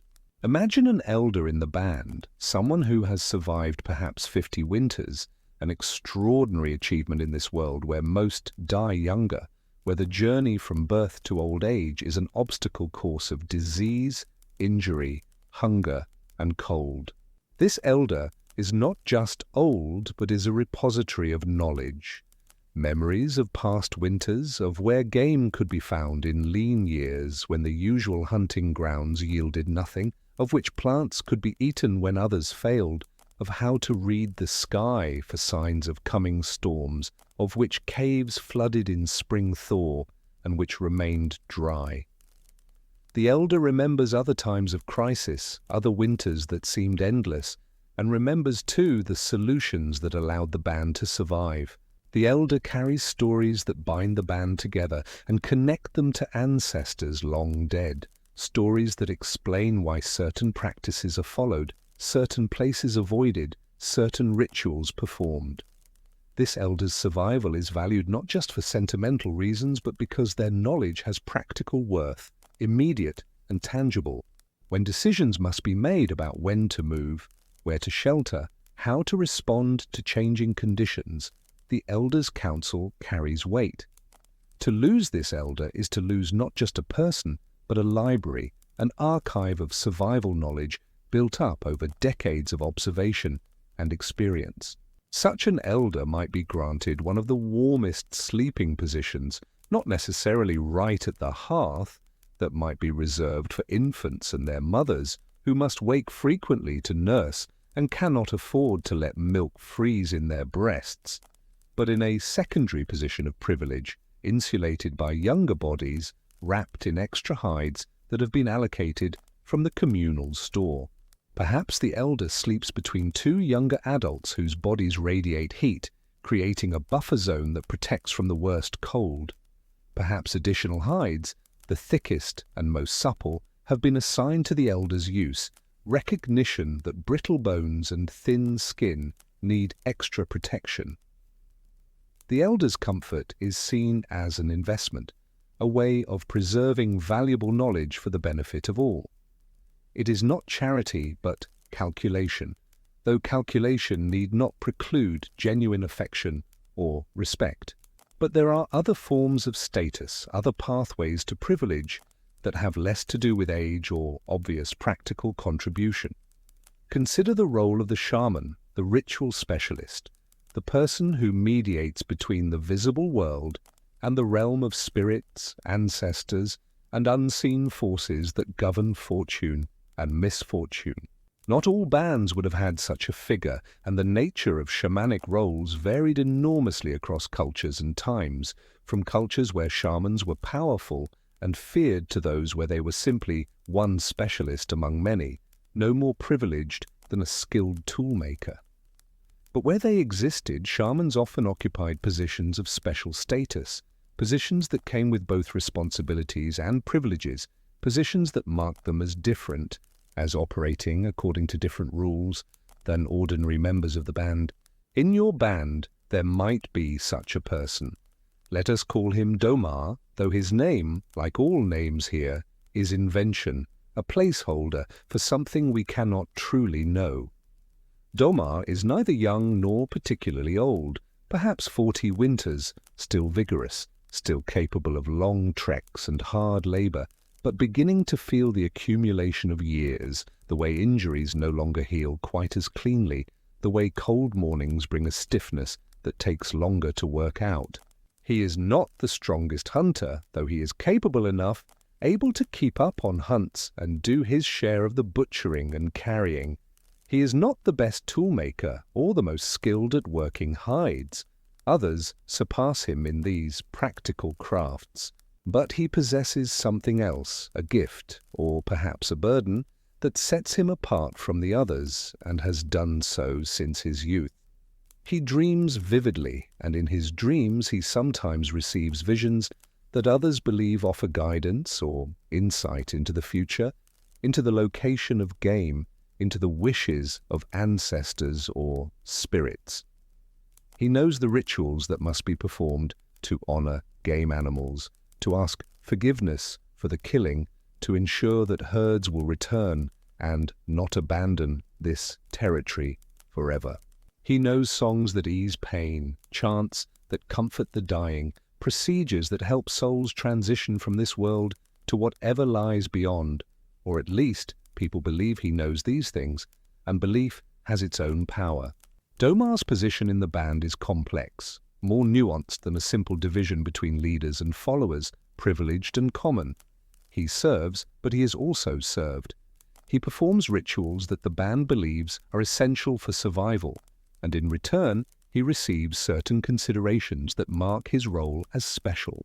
His sleeping place is not with the common members, not in the general circle around the hearth where bodies press together for warmth and privacy is impossible. Instead, he occupies a small alcove, a naturally occurring indentation in the rock wall that has been enhanced with additional hides stretched on a frame, creating a semi-private space, a room of sorts within the larger shelter.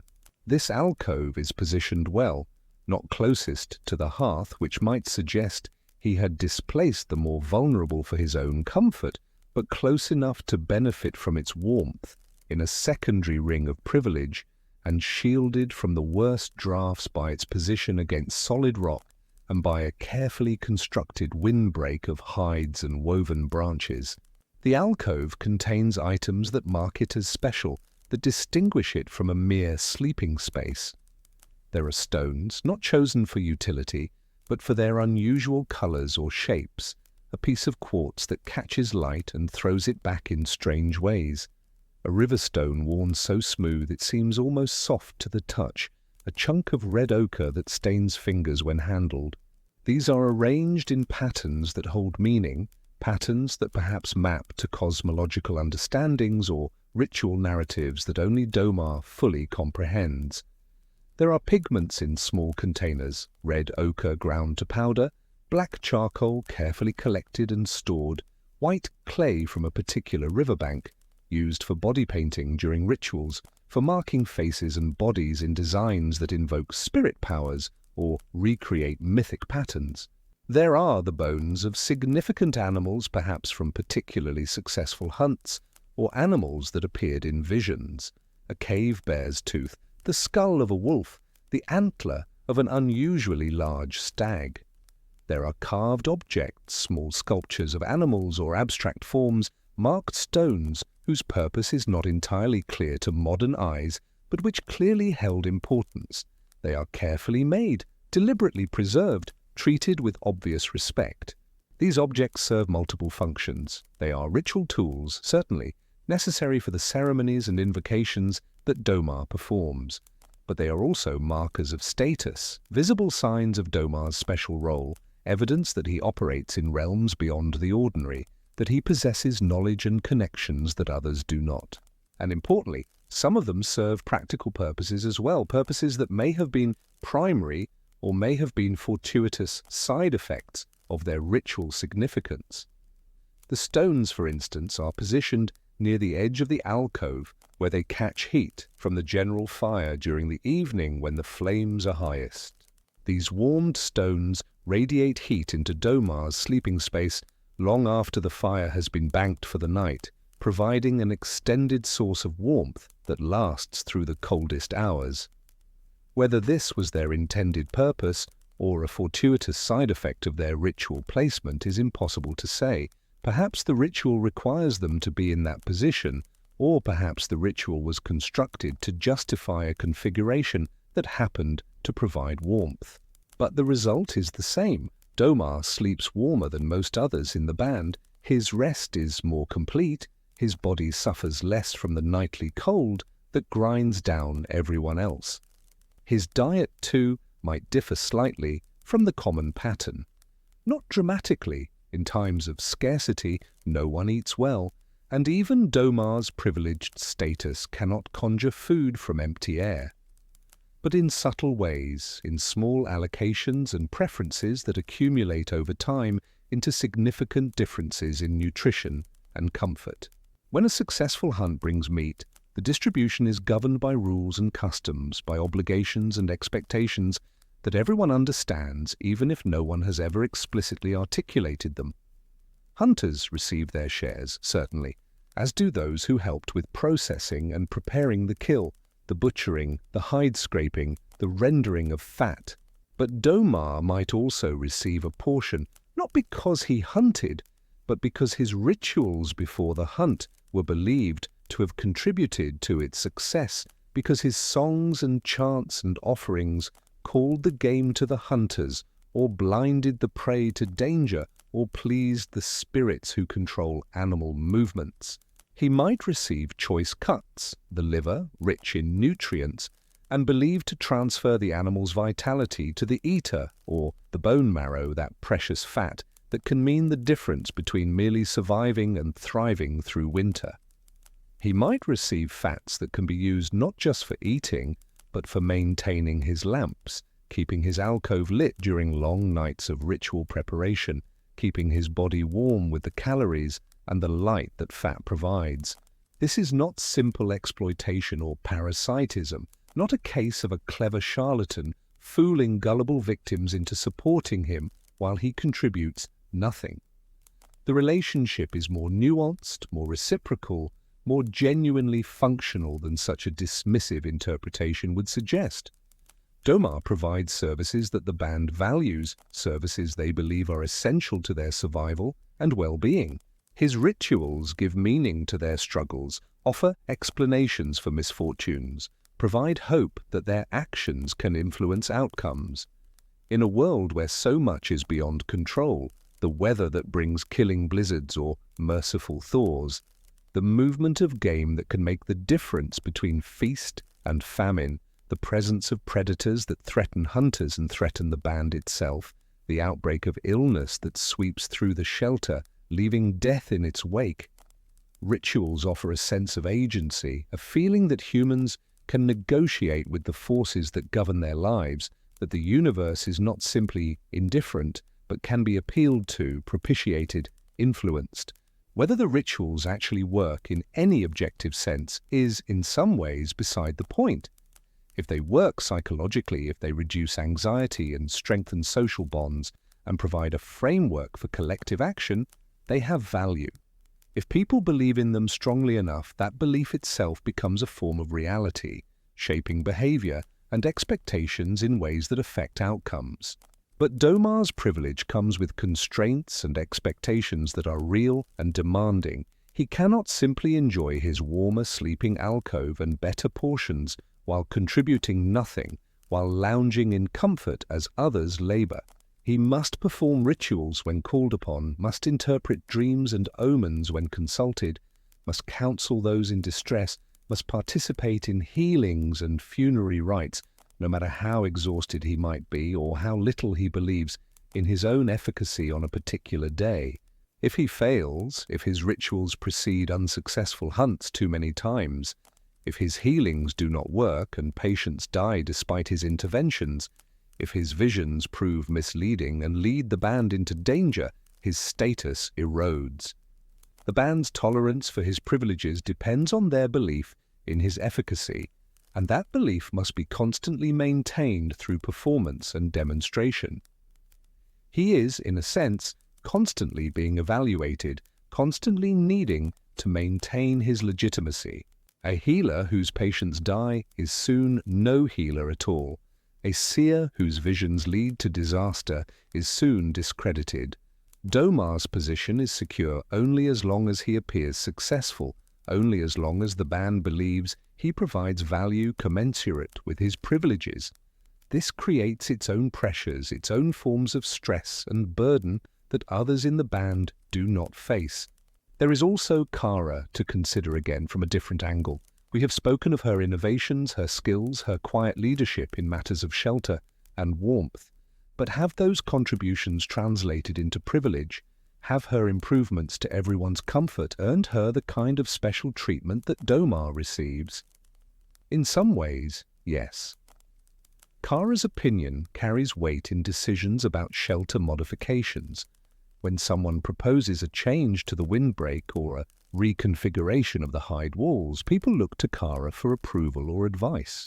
When resources are tight, when sinews and hides and other materials are scarce, there is an understanding that she needs certain items: good sinews for stitching, quality hides for experimental layering, access to the best tools, because her work benefits everyone. In the subtle calculus of social obligation and reciprocity that governs all interactions in the band, Kara has built up a store of credit.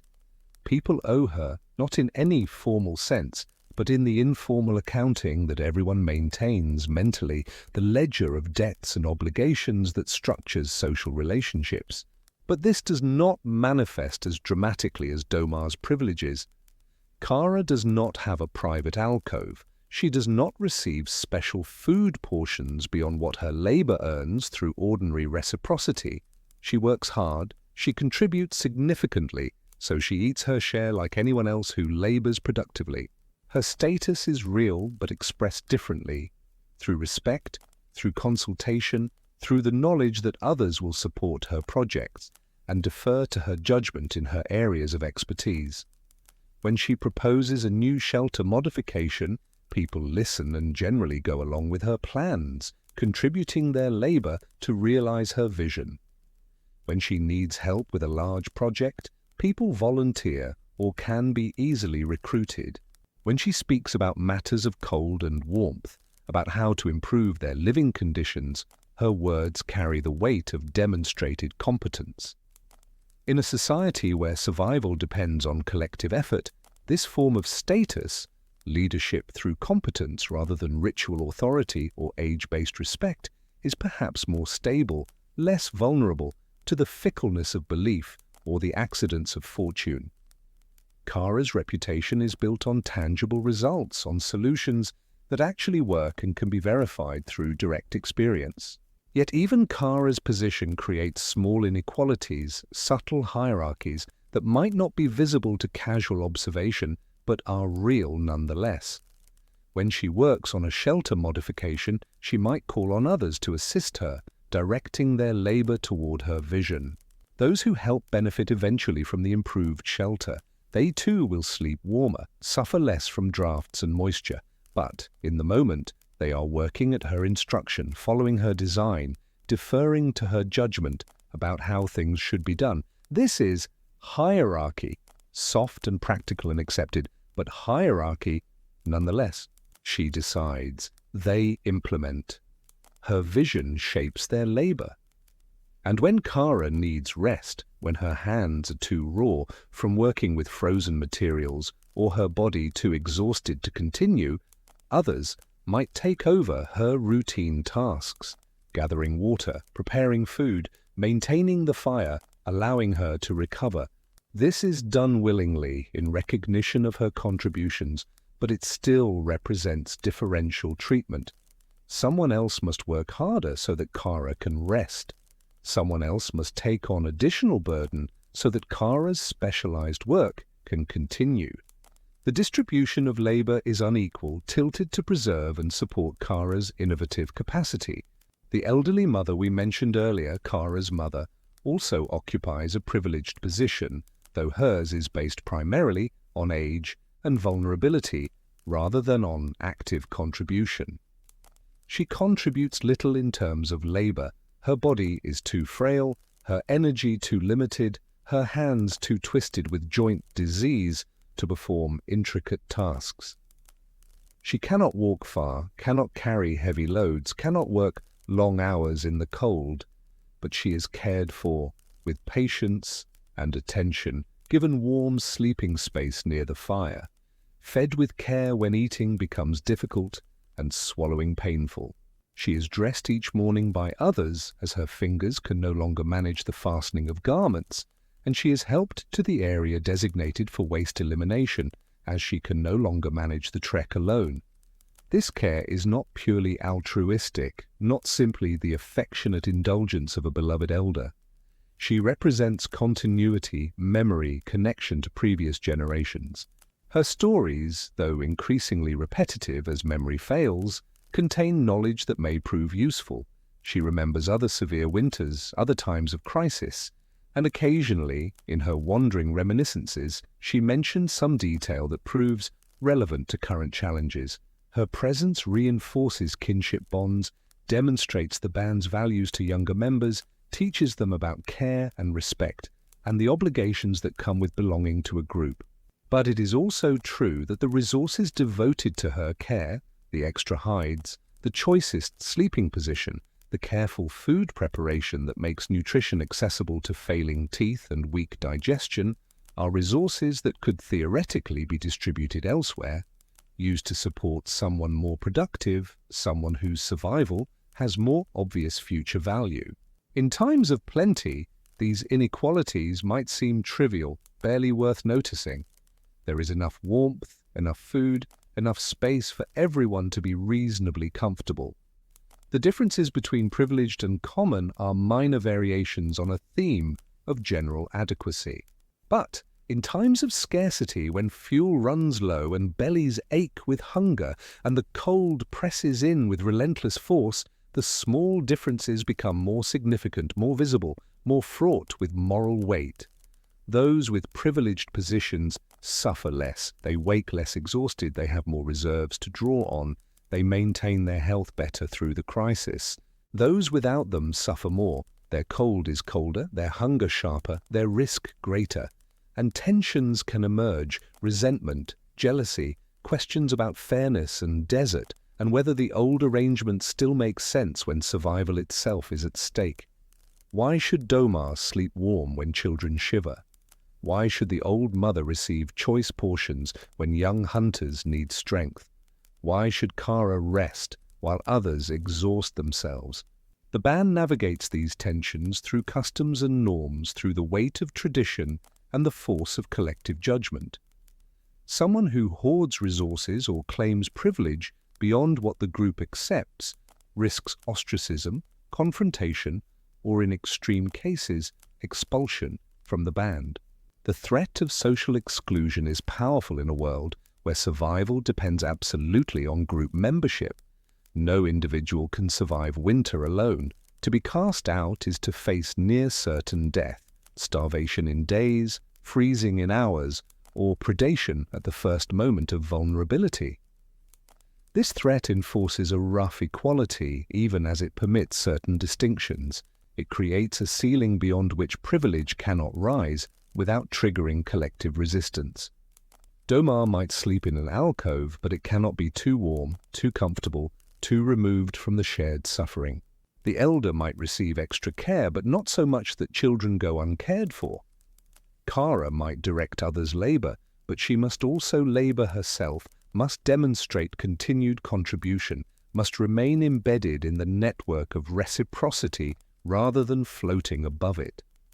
There are also moments of ritual redistribution, occasions when the usual patterns are disrupted or inverted, when hierarchy is acknowledged and simultaneously softened through ceremonial sharing.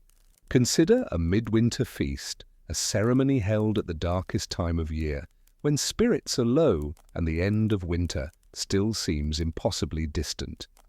The band gathers for a special meal, perhaps consuming stored foods that have been saved for this occasion. Dried berries, precious nuts, the last of the autumn's fat reserves, perhaps sharing a successful late winter hunt, if fortune has smiled on them. For this feast, the spatial arrangements might change. Domar, the shaman, might conduct rituals that involve everyone, drawing the entire band into participatory ceremonies that create a sense of unity and collective purpose.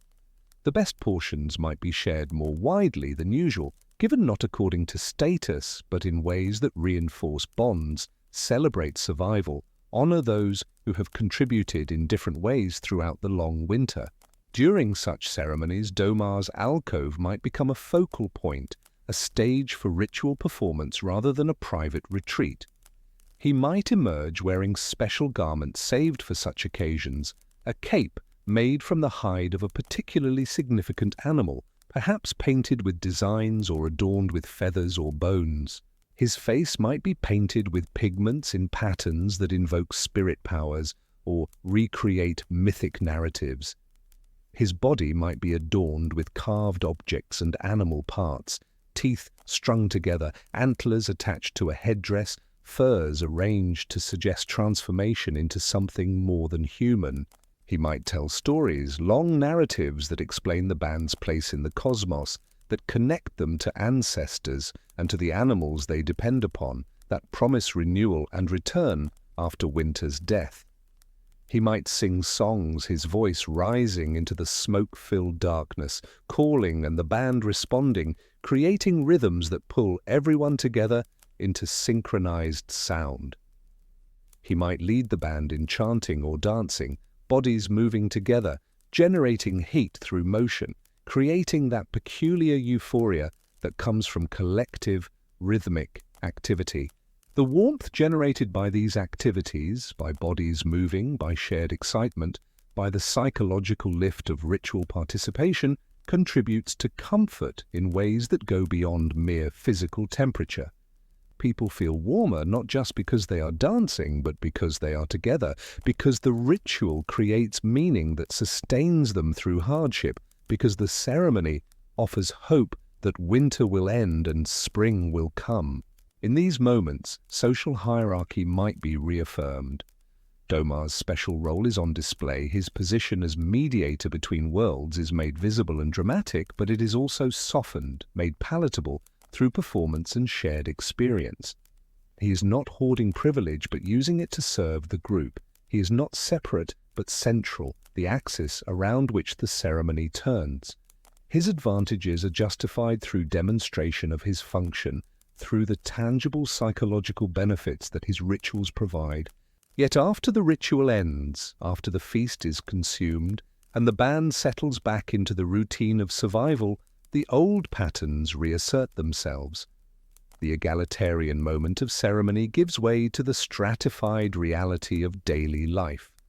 Domar returns to his alcove, to his warmed stones and his private space, to his portion of meat and his special status.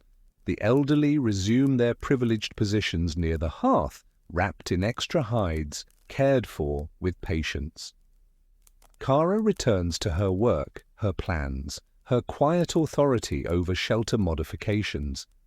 And you, the common member, resume your place in the larger circle, sleeping in a colder spot, waking to the same aches and labors, gathering wood and processing hides and performing the endless tasks that keep the band alive through winter's siege.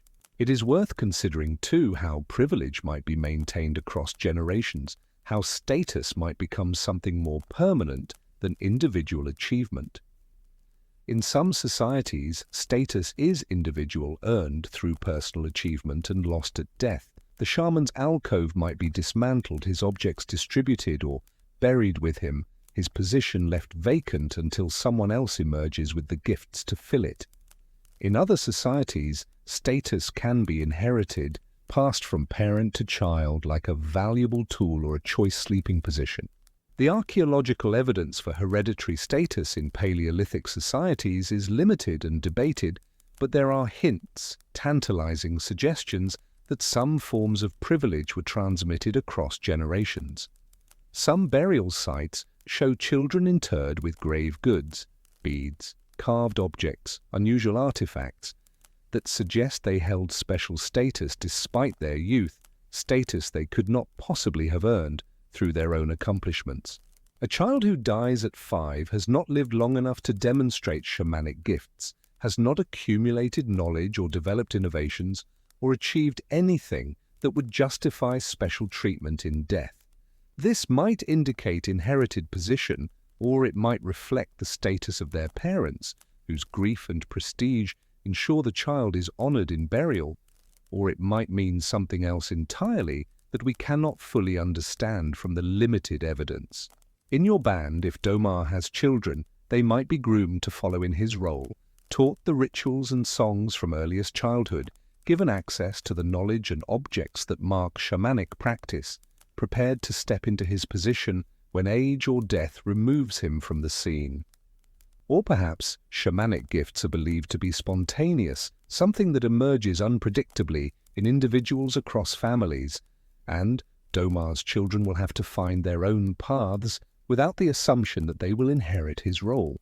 Perhaps they will become skilled in other domains. One might show talent for tool-making, another for tracking, another for the patient work of hide preparation. The band's beliefs about how status is transmitted would shape these possibilities, but those beliefs are lost to us, accessible only through indirect inference from material remains. There is also the complex question of gender and how it intersected with status and privilege in Paleolithic societies. In the world we have been imagining, gender roles certainly existed, though their exact contours are difficult to determine with certainty. Burials suggest that both men and women could achieve status.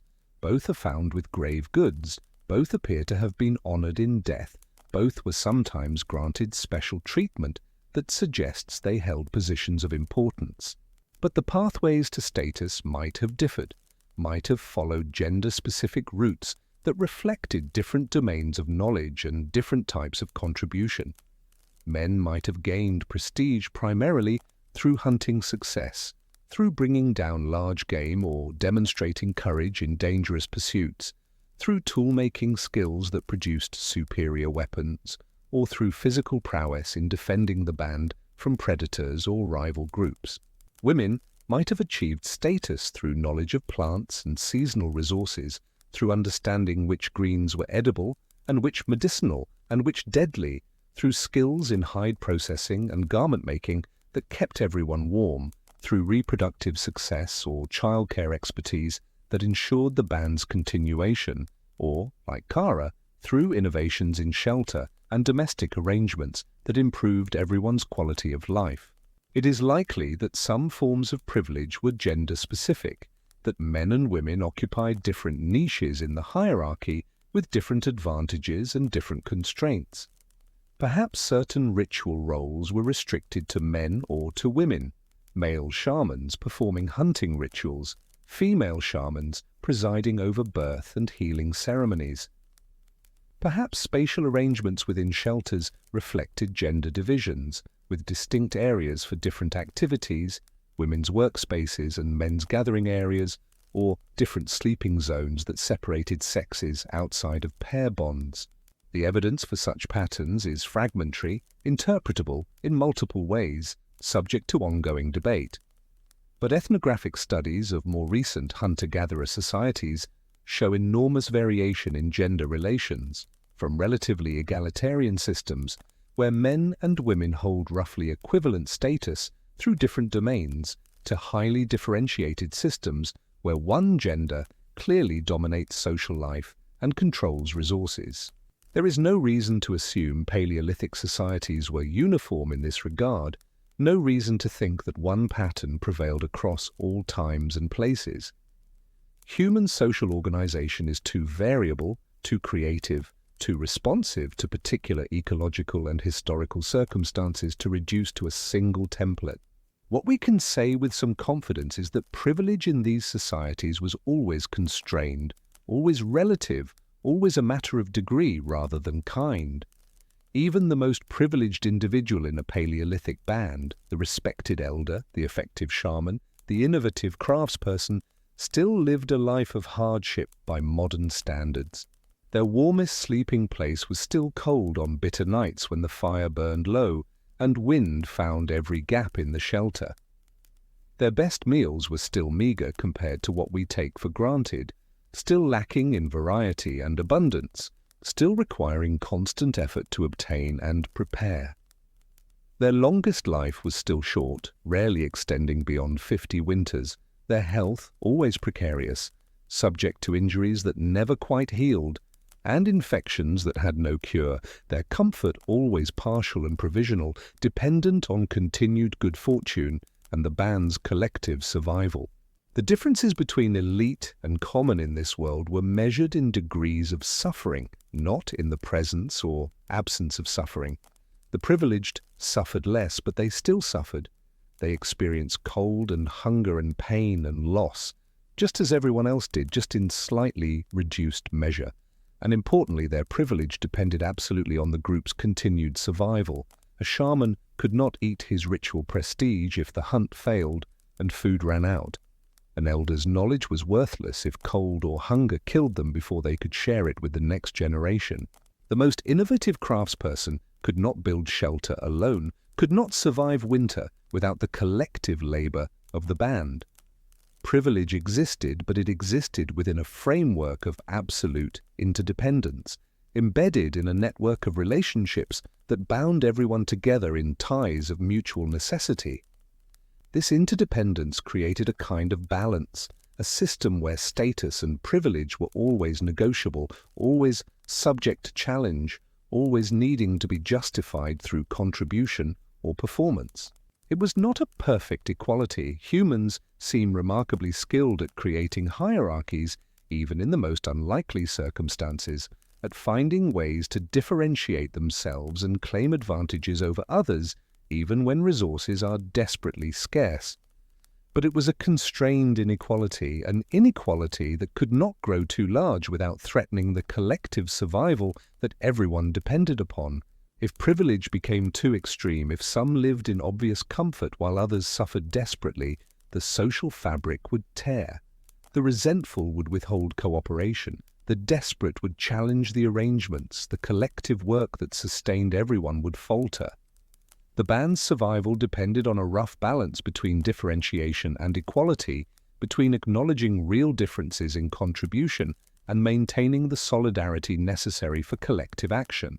As you drift further into sleep, as the boundaries between past and present blur and dissolve, consider this complex picture. Not the simple story of egalitarian bands sharing equally in hardship, everyone suffering and thriving together in perfect solidarity. Nor the equally simple story of exploitative hierarchies where some lived well while others suffered, where privilege was absolute and the disadvantaged had no recourse. Instead, a nuanced reality where small privileges existed and mattered, where status was real but constrained, where leadership and expertise earned respect and consideration but came with expectations and obligations. A reality where inequality was woven into the fabric of social life but kept within bounds by the imperatives of survival, where privilege had to be justified and maintained through continued demonstration of value, where no one's position was so secure that they could ignore the collective needs and judgments of the band. Think of Domar in his alcove, warm but burdened with the weight of ritual responsibility, enjoying his privacy and his extra portions, but always aware that his status is contingent, that his position must be maintained through successful performance, that failure would strip away his advantages as surely as the wind strips warmth from an unprotected body. His nights might be warmer, but his days are filled with demands, people seeking his counsel, requesting his intercession with spirits, needing his rituals to make sense of suffering and loss. He cannot simply refuse, cannot turn away those who petition him, cannot allow his status to become separated from his service. Think of Kara, respected but not visibly privileged, her innovations improving everyone's comfort, while she herself sleeps in an ordinary spot, her body aching with the same cold that afflicts others. Her reward is not material luxury, but the satisfaction of solving problems, the respect of her peers, the knowledge that her work matters and is recognized. She lives not in comfort, but in effectiveness, not in privilege, but in purpose. Her status is secure because it is earned daily through tangible contributions, because everyone can see the results of her innovations and experiences their benefits directly. Think of the elder near the hearth, warm but frail, honored but approaching the end, knowledge fading as memory fails and the mind begins to wander in confusion. The elder's privilege is both recognition and elegy, both reward for a life lived and acknowledgement that this life is ending. The warm sleeping place is comfort, but also compensation for the indignities of declining physical capacity, for the loss of autonomy, for the gradual surrender of self that aging brings. The elder's status is secure, but it is the status of someone transitioning out of life, someone being honored in their departure, rather than celebrated in their full power. Think of yourself, the common member, laboring daily, sleeping cold, yet bound to these others in ties of reciprocity and shared fate. Your position is the baseline, the ordinary condition against which privilege is measured, but it is not a position of powerlessness or insignificance. You are part of the majority, the working core of the band whose labor makes everything else possible. Your voice in collective decisions carries weight through sheer numbers, if nothing else. Your cooperation is essential, cannot be taken for granted, must be maintained through systems of reciprocity and fairness that limit how far privilege can extend.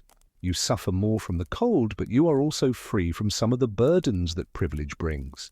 The expectations, the obligations, the constant need to justify your position. Your relationships are less complicated by power dynamics, your friendships less entangled with status calculations. You sleep cold, but you sleep without the weight of ritual responsibility that haunts Domar's dreams, without the pressure of innovation that drives Kara's restless planning, without the painful awareness of decline that shadows the elder's consciousness. These patterns, hierarchy and interdependence, privilege and obligation, status and service, are not inventions of complex civilizations, not products of agriculture and cities and writing. They are ancient, perhaps as old as human society itself, though their forms and intensities have varied enormously across cultures and epochs. Even in the coldest winters, even at the edge of survival, humans created social structures, established distinctions, allocated comfort unequally. But those inequalities were embedded in relationships of reciprocity, justified through contribution, constrained by the absolute necessity of cooperation. They were inequalities that served functions, that helped organize collective effort, that provided incentives for the development of specialized skills and the preservation of valuable knowledge. They were not merely exploitation, though exploitation was surely part of the picture. They were not merely functional necessity, though function was certainly involved. They were human, which is to say, complex, contradictory, shaped by both self-interest and genuine concern for others, by both competition and cooperation. The archaeological record speaks to this complexity in subtle ways. When researchers examine the spatial distribution of artifacts within Paleolithic shelters, they sometimes find clustering patterns that suggest different activity areas, different zones of the living space dedicated to different purposes. Some areas show concentrations of tool-making debris, flakes of stone, abandoned blanks, broken points, suggesting these were workspaces where skilled craftspeople spent their time. Other areas show evidence of hide processing, of food preparation, of sleeping arrangements. And occasionally there are spaces that seem special, set apart, containing unusual artifacts or arrangements that don't fit the purely functional pattern.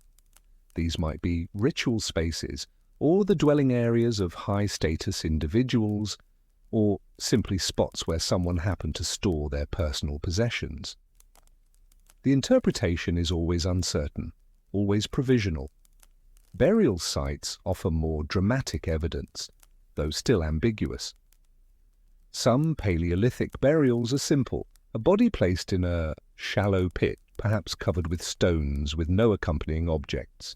Others are elaborate, bodies positioned carefully, sometimes with bent knees or hands arranged in particular ways, accompanied by grave goods that range from a few shells or stones to impressive arrays of carved objects, beads, weapons, or tools. Some burials show evidence of having been covered with red ochre, that sacred pigment that appears in so many ritual contexts. A few show signs of having been revisited, the grave reopened, and offerings added later, suggesting ongoing relationships with the deceased that extended beyond the moment of death. What did these differences mean to the people who created them? Were the elaborate burials reserved for high-status individuals, for shamans and leaders and elders whose importance warranted special treatment in death? Were they expressions of grief, with more elaborate burials reflecting deeper emotional attachments rather than social status? Were they markers of unusual deaths, people killed in accidents, or by violence, or in circumstances that required special ritual handling? Were they investments in the afterlife, attempts to equip the dead for journeys or challenges that awaited them? All of these interpretations have been proposed, all have some plausibility, none can be definitively proven. The dead keep their secrets. But what seems clear is that Paleolithic peoples made distinctions among their dead, just as they made distinctions among the living. Not everyone received the same treatment. Not everyone was remembered in the same way. Some were honored more elaborately, some more simply, and these differences presumably reflected differences that mattered during life. Differences in status, in role, in relationships, in circumstances of death, in beliefs about spiritual needs, and afterlife destinations. Consider what happens when someone dies in your band, in the winter shelter, where you have been living this imagined life. If a common member dies, someone like yourself, without special status or role, the death is mourned but handled relatively simply. The body is wrapped in a hide, carried outside the shelter to a place designated for such purposes, perhaps a rocky area where the ground is too frozen for burial, but where stones can be piled over the body to protect it from scavengers. Songs might be sung, tears might be shed, memories might be shared around the fire. The person's possessions, their tools, their personal ornaments, their sleeping hides, are redistributed among the living according to need and relationship. Someone who was particularly close to the deceased might keep a small token, something to remember them by, but most items return to circulation, to practical use by those who remain. The band grieves, but the grief is contained, processed through familiar rituals, integrated into the ongoing struggle for survival. Life continues. The empty place in the sleeping circle is filled. The tasks the deceased performed are taken up by others. But if Domar dies, if the shaman passes from the world, the response is different. His death creates not just an absence, but a crisis. Who will perform the rituals? Who will interpret dreams and omens? Who will mediate with the spirit world? His knowledge, his ritual authority, his special relationship with unseen powers, all of this is potentially lost, and the loss threatens the band's sense of security and order. His burial must be more elaborate, more carefully conducted, because the stakes are higher. His body might be positioned with particular care, arranged to reflect his role, perhaps seated rather than lying down, perhaps facing a significant direction, perhaps with hands positioned as if in prayer or invocation. His ritual objects might be buried with him: the colored stones, the pigments, the carved figures, the special bones, because these items are too powerful or too sacred to be used by others, or because Domar will need them in whatever realm he now inhabits, or because their presence marks his grave as special as the resting place of someone who was more than ordinary. The band might perform extended rituals, days of ceremonies and songs and sacrifices designed to ease Domar's transition, to ensure his spirit departs properly and does not linger to trouble the living, to maintain the relationships with spirit powers that Domar cultivated during life. Someone must emerge to fill his role, or the band must learn to function without a shaman, to handle ritual needs through collective action, or by seeking help from other bands. The social organization shifts, rebalances itself around the absence.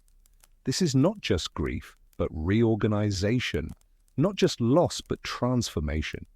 Similarly, if the honored elder dies, if Kara's mother finally surrenders to the accumulated weight of years and illness, the response acknowledges her importance, even as it recognizes the inevitability and perhaps even appropriateness of her passing. She lived long, longer than most, and her death is sad but not shocking, not a tragedy in the way a young person's death would be. Her burial honors her memory, her knowledge, her role in the band's history. She might be dressed in her finest garments, wrapped in the special hides that kept her warm through her final winters. Objects that had meaning for her, a tool from her youth when she was still strong, a carved figure given by a child, beads worn smooth from decades of handling, might accompany her. Her burial place might be marked, remembered, perhaps occasionally visited by children and grandchildren who remember her stories. But her death also brings relief, an end to suffering, a release of resources that were supporting someone who could no longer contribute. The band adjusts, the structures shift, and life continues in patterns that accommodate the loss. These different responses to death reflect and reinforce the hierarchies that structured life. They make visible what was sometimes subtle during life, translate social distinctions into material form that archaeologists millennia later can observe and puzzle over. But they also show the limits of hierarchy in this world. Even the most elaborate Paleolithic burial is simple by the standards of later civilizations, nothing like the pyramids of Egypt or the royal tombs of Mesopotamia. The differences between high status and common burials are matters of degree. A few more grave goods, slightly more careful positioning, perhaps a more protected location, not differences of kind. Everyone ends in the ground or under stones. Everyone returns to the earth. Everyone's body becomes food for scavengers or nutrients for plants. Death levels what life differentiated, though it does so imperfectly, with acknowledgement that the differentiation mattered. Consider, too, how privilege might manifest in less dramatic, more daily ways beyond sleeping positions and food allocation. There might be differences in clothing quality, with high-status individuals wearing garments made from finer hides, more carefully stitched, more effectively insulated. These are not just markers of status, but functional advantages. Better clothing means greater protection from cold, means ability to venture outside in worse weather, means less energy spent on thermoregulation and more available for other activities. There might be differences in access to fire. Perhaps Domar's alcove has its own small hearth, a luxury that allows him to maintain warmth without depending entirely on the communal fire that provides light for nighttime ritual preparations, that marks his space as special and autonomous. There might be differences in personal possessions beyond the purely functional. While everyone carries or owns the tools necessary for survival, knives, scrapers, needles, cordage, some might possess items that serve no clear practical purpose but carry aesthetic or symbolic value. Carved ornaments, shaped stones, unusual shells or fossils, bits of amber or crystal, these items serve as markers of status, as tradable wealth in the limited economy of exchange that exists among bands, as gifts that create and maintain social relationships. The person who possesses such items is marked as someone who has surplus capacity, whose survival needs are met with enough margin left over for the acquisition of non-essentials, or who has relationships and connections that allow access to rare materials. These objects might circulate through gift-giving, creating networks of obligation and alliance. Domar might give a particularly beautiful carved object to someone in another band, creating a relationship that can be called upon later for assistance or information. Kara might receive such an object in recognition of her innovations, an acknowledgement that her contributions deserve special thanks beyond the routine reciprocity that governs ordinary work. The elder might possess objects acquired over a lifetime, items that carry memories and histories that represent accumulated social capital. These patterns of exchange and possession create invisible but powerful structures, webs of relationship and obligation that supplement the face-to-face interactions of daily life and bind together not just individuals but bands, creating wider networks of affiliation and mutual support. The management of knowledge itself creates hierarchies. Domar's ritual knowledge is specialized, not shared with everyone, perhaps deliberately kept secret or restricted to preserve its power and his unique position. The elder's historical knowledge is accessible to those who ask and listen, but not everyone has equal interest or equal memory, so the knowledge accumulates unevenly, with some becoming recognized as particularly knowledgeable about the past, while others remain relatively ignorant.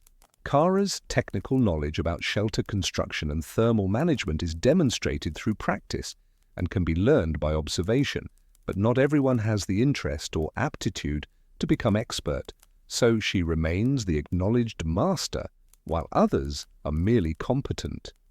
These differences in knowledge translate into differences in influence and authority, creating hierarchies based not on control of material resources, but on control of information and expertise.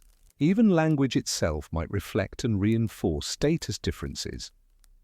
Some societies develop specialized vocabularies or speech patterns associated with ritual or high-status contexts, ways of speaking that mark the speaker as educated or initiated or spiritually powerful. Domar might use archaic words in his rituals, vocabulary that ordinary members don't fully understand but recognize as sacred. The elder might tell stories using formal narrative structures and traditional phrasings that signal authenticity and connection to ancestral knowledge. These linguistic markers create boundaries, distinguish insiders from outsiders, mark some forms of knowledge as more valuable or legitimate than others. They are subtle but powerful, shaping who can speak authoritatively about what, who must remain silent or defer to others. The organization of labor itself creates hierarchies, even beyond the obvious differences between those who command and those who follow.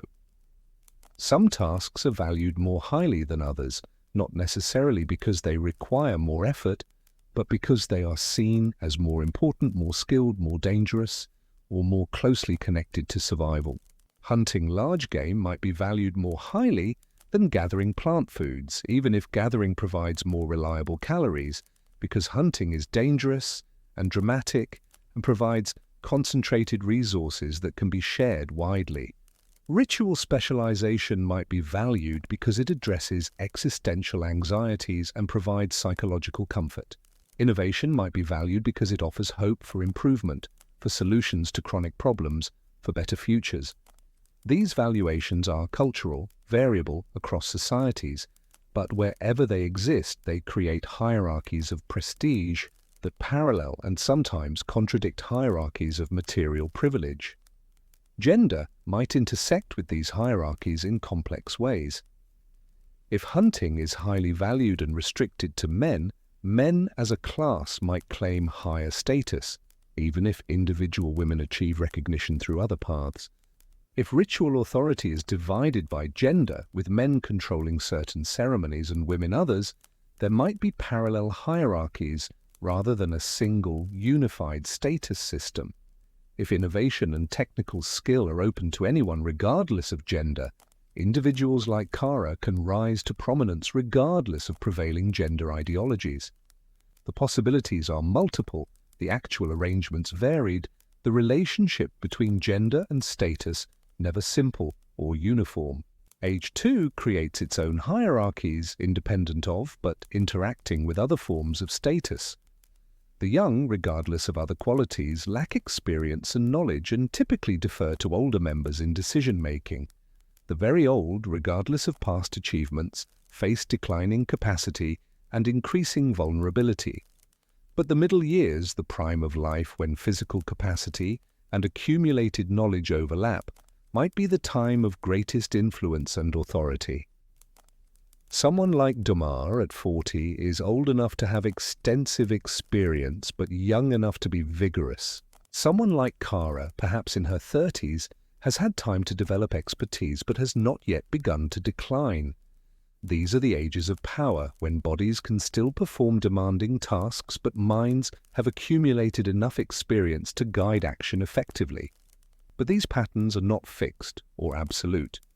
Exceptional individuals transcend or violate the usual patterns. A young person might demonstrate such extraordinary skill or insight that they gain influence beyond their years. An old person might remain so sharp and capable that their age becomes irrelevant to their status. A woman might become the band's primary authority on hunting. A man might become the acknowledged expert on plant foods. Human societies create categories and patterns, but they also produce exceptions. Individuals who don't fit the templates, whose particular combinations of talent and circumstance place them outside the normal hierarchies or at their intersections in ways that defy simple classification. The relationship between privilege and happiness is also worth considering. Does Domar, sleeping warm in his alcove with his special foods and his ritual authority, experience greater contentment than the common member sleeping cold in the outer circle? Not necessarily. His privileges come with burdens, the weight of responsibility, the pressure of expectations, the isolation of his special role. He cannot simply be one of the group. He must always be the shaman, always be different, always be performing his role. His relationships are complicated by his status. People come to him with needs and demands rather than simply as friends. His nights might be warmer physically, but are they warmer emotionally? Does he sleep more peacefully, or does he lie awake worrying about whether his rituals will succeed, whether his visions will prove true, whether his position is secure? The elder, honored and cared for, experiences the comfort of being valued, but also the pain of decline, the frustration of dependence, the awareness of approaching death. The warm sleeping position cannot compensate for the loss of autonomy, for the indignity of needing help with basic tasks, for the fading of faculties that once defined identity and capability. Privilege in old age might ease physical suffering, but it cannot restore what age has taken, cannot return strength or independence or the future. Kara, respected and influential, drives herself relentlessly, always working on the next improvement, the next solution, never quite satisfied with current arrangements. Her status depends on continued innovation, on maintaining her reputation as someone who solves problems. She cannot rest on past achievements. She must always be producing new value, demonstrating ongoing relevance. Her mind never stops working, never stops analyzing how things might be better. And this constant drive, while productive, might also be exhausting, might prevent the simple contentment that comes from accepting things as they are. Meanwhile, you, the common member without special status, might experience a freedom that privilege denies. Your life is hard, certainly, but it is uncomplicated by the demands of leadership or the burdens of special roles. You work, you rest, you relate to others as equals without the complications of status differences. When you sleep, cold though your position might be, you sleep without the weight of others' expectations pressing down. When you wake, you face tasks that are demanding but straightforward, that don't require you to perform or maintain a persona or meet standards of expertise. There is a simplicity to your life, a directness that might bring its own satisfactions. This is not to romanticize hardship or suggest that privilege is actually a burden best avoided.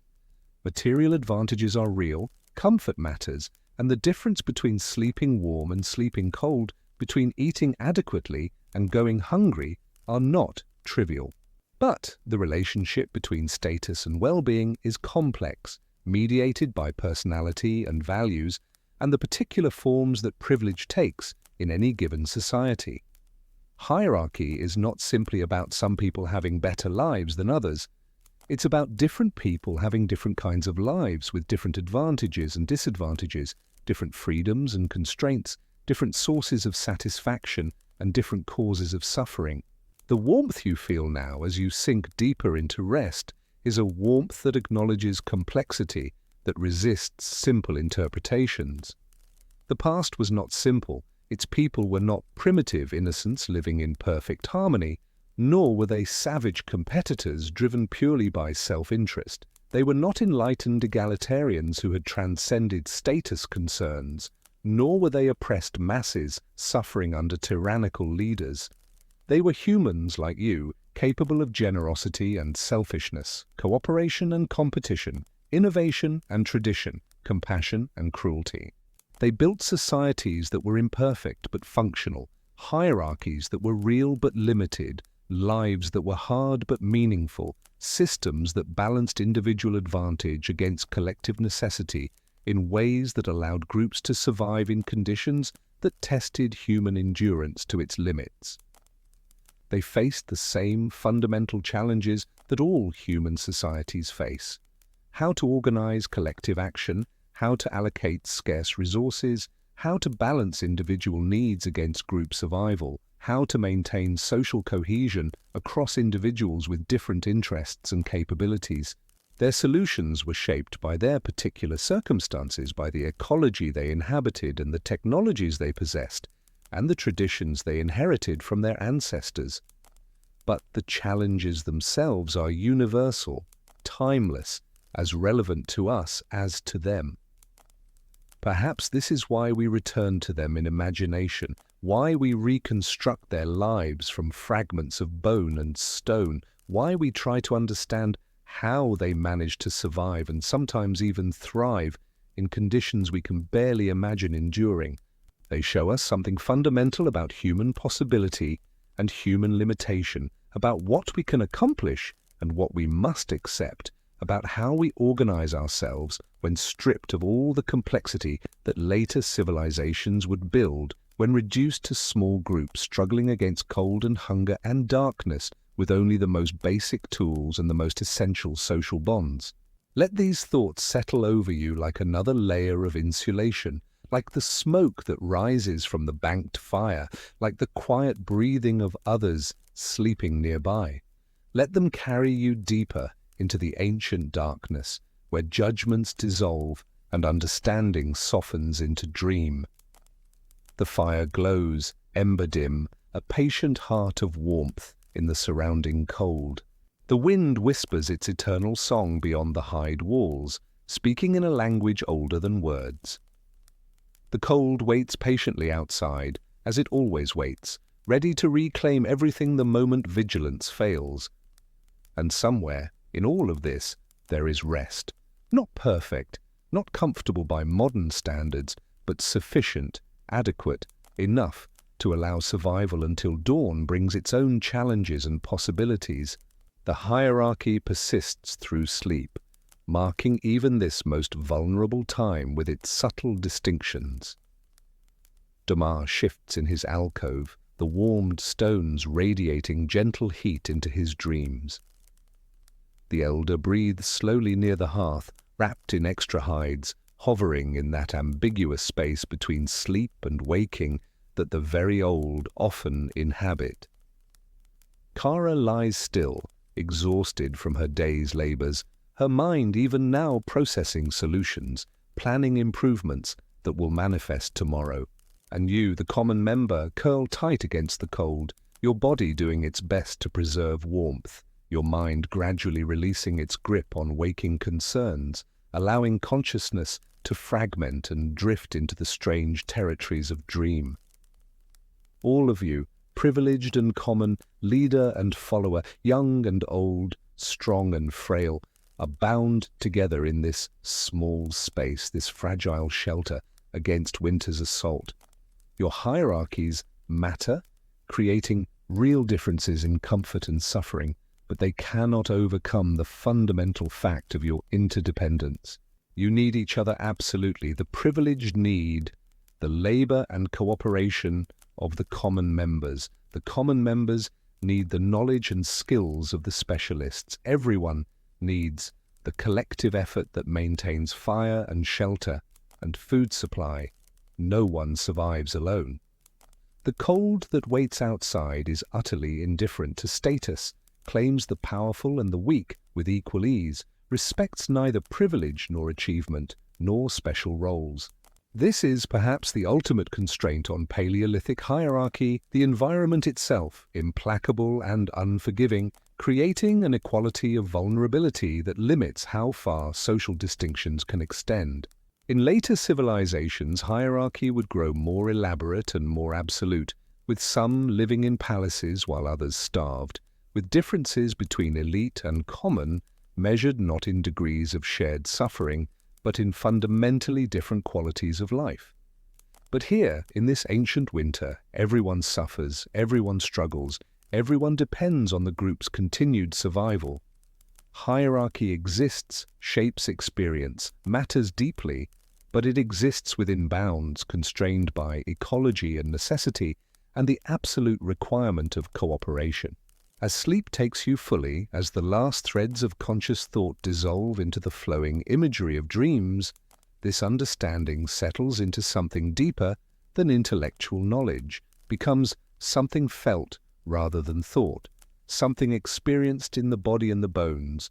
You are both individual and member, both separate and connected, both yourself and part of something larger. Your position in the hierarchy is real but not final. Your status matters but does not define your entire existence. Your comfort is relative, but your humanity is absolute. And in the morning, when dawn's grey light begins to seep through gaps in the hide walls, when the fire must be rebuilt and the daily struggle resumes, these patterns will reassert themselves once more. Domar will emerge from his alcove to perform morning rituals. The elder will be helped to rise and dressed by patient hands. Kara will begin another day of work and innovation, and you will take up your tasks, gather wood or fetch water or prepare food, playing your part in the collective effort that sustains the band through another day of winter's long siege. The hierarchy will shape your experience, influence your comfort, structure your relationships, but it will not prevent the fundamental connection, the essential solidarity that binds you all together in shared struggle and shared fate. And so we have journeyed together through the long winter night. We have felt the cold seep into our bones, watched our breath cloud in the frigid air, known the ache of survival's endless rhythm. We have walked beside Kara, felt the weight of her innovations and the quiet burden of her knowledge. We have whispered among stone fragments and ash layers, listening for the faint echoes of lives lived thousands of years ago. We have glimpsed the complex web of hierarchy and interdependence, the small privileges and large obligations that shaped social life even in the harshest conditions. Now, as our journey draws to its close, as the narrative spiral winds down towards silence and rest, let us gather these threads together softly, without urgency. Let us reflect on what we have seen, what we have felt, what these ancient winters might teach us as we drift towards sleep in our own time, in our own warmth. Think back to where we began. You woke before dawn in that shelter, your body aching, the cold pressing in from all sides. You spent your day in the endless cycle of survival tasks, gathering fuel, tending fire, patching walls, processing food, maintaining tools. Each task was necessary. Each was repeated day after day, season after season, year after year. There was no escape from the rhythm, no vacation from the demands of staying alive. And yet, within that grinding repetition, there was also meaning, connection, the quiet satisfaction of work done well, of fire kept alive, of shelter maintained through another night. That daily struggle was not romantic. Let us be clear about this. There was nothing noble or enviable about frozen fingers and empty bellies, about watching children sicken and die, about the constant fear that fuel might run out or game might disappear. The hardship was real, the suffering genuine. If you could have traded that life for modern comfort, for central heating and abundant food, for medicine and safety, you would have done so in a heartbeat, as would anyone possessed of sense. But within that hardship, humans still found ways to create comfort, to build small rebellions against the cold. They observed their world carefully, accumulated knowledge patiently, experimented persistently. They learned which materials insulated best, which configurations of space retained heat most effectively, which techniques of fire management extended precious fuel. They learned these things not through sudden inspiration, but through countless small trials, through incremental improvements, through failures that taught as much as successes. Kara's story embodies this patient innovation. She was not a genius in the modern sense, not someone who revolutionized shelter building in a single breakthrough moment. Instead, she was observant, thoughtful, willing to try new approaches and to learn from results. She noticed patterns others missed. She remembered what worked and discarded what failed. She shared her knowledge generously, teaching those who wanted to learn, building a legacy not of monuments, but of techniques, of practical wisdom that made life incrementally more bearable. Her innovations were small, double layering a wall here, repositioning a hearth there, experimenting with different ceiling materials, adjusting ventilation patterns. Each change produced modest improvements, but accumulated over time, these modest improvements mattered enormously. They represented the difference between a shelter that barely held back the cold and one that created genuine warmth. They represented the difference between a winter of constant misery and one of relative comfort. They represented, ultimately, the difference between death and survival for the most vulnerable members of the band. And Kara was not unique. She is a stand-in, a placeholder for countless individuals across the Paleolithic world who made similar contributions, whose names are lost, but whose innovations persisted. In every band, in every generation, there were people who observed carefully, who thought creatively, who pushed knowledge forward by small increments. Together, these unnamed innovators built the foundation of human material culture, the accumulated expertise that would eventually lead to permanent dwellings, to agriculture, to civilization itself. But their contributions exist for us now only as whispers, as traces, as the faint archaeological signatures we explored in our third segment. The ash layers speak of fires tended with care. The post holes suggest frameworks built with understanding of stress and support. The chemical residues hint at sealants and insulations now vanished. The spatial patterns reveal thought about heat distribution, smoke management, the organization of domestic space. These traces require patience to interpret, sophisticated techniques to analyze, and always a willingness to acknowledge uncertainty. We can reconstruct much, but not everything. The organic materials that formed so much of ancient shelters have mostly decayed beyond recovery. The social dynamics, the individual personalities, the specific conversations and decisions that shaped each shelter's construction, these are lost entirely. We build our understanding from fragments, always aware that we are seeing only a small portion of a much larger, more complex reality. What the archaeological record does reveal beyond any doubt is that Paleolithic people were not primitive in their thinking, not simple or childlike in their understanding. They were fully modern humans with the same cognitive capacities we possess, the same ability to observe, reason, plan, and innovate. What they lacked was not intelligence but accumulated knowledge, not capability but technology, not sophistication but the compounding effects of thousands of years of cultural transmission and material development. If we could transport one of them forward to our time, give them a modern education and modern tools, they could do anything we can do. And if we were transported back to their time, stripped of our technologies and our accumulated cultural knowledge, we would struggle as much as they did, perhaps more, lacking the hard-won wisdom and physical toughness that their lives demanded.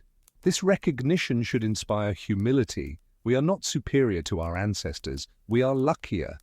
We are the beneficiaries of all those small innovations, all those patient observations, all those experimental trials that gradually, over millennia, built the foundation for the comfort we now take for granted. Every time you adjust your thermostat, you are the beneficiary of countless ancient people who learned how heat behaves, how insulation works, how to capture and retain warmth. Every time you shelter in a building, you benefit from the accumulated architectural knowledge that began with people like Kara, arranging hides and poles against rock faces in the frozen darkness.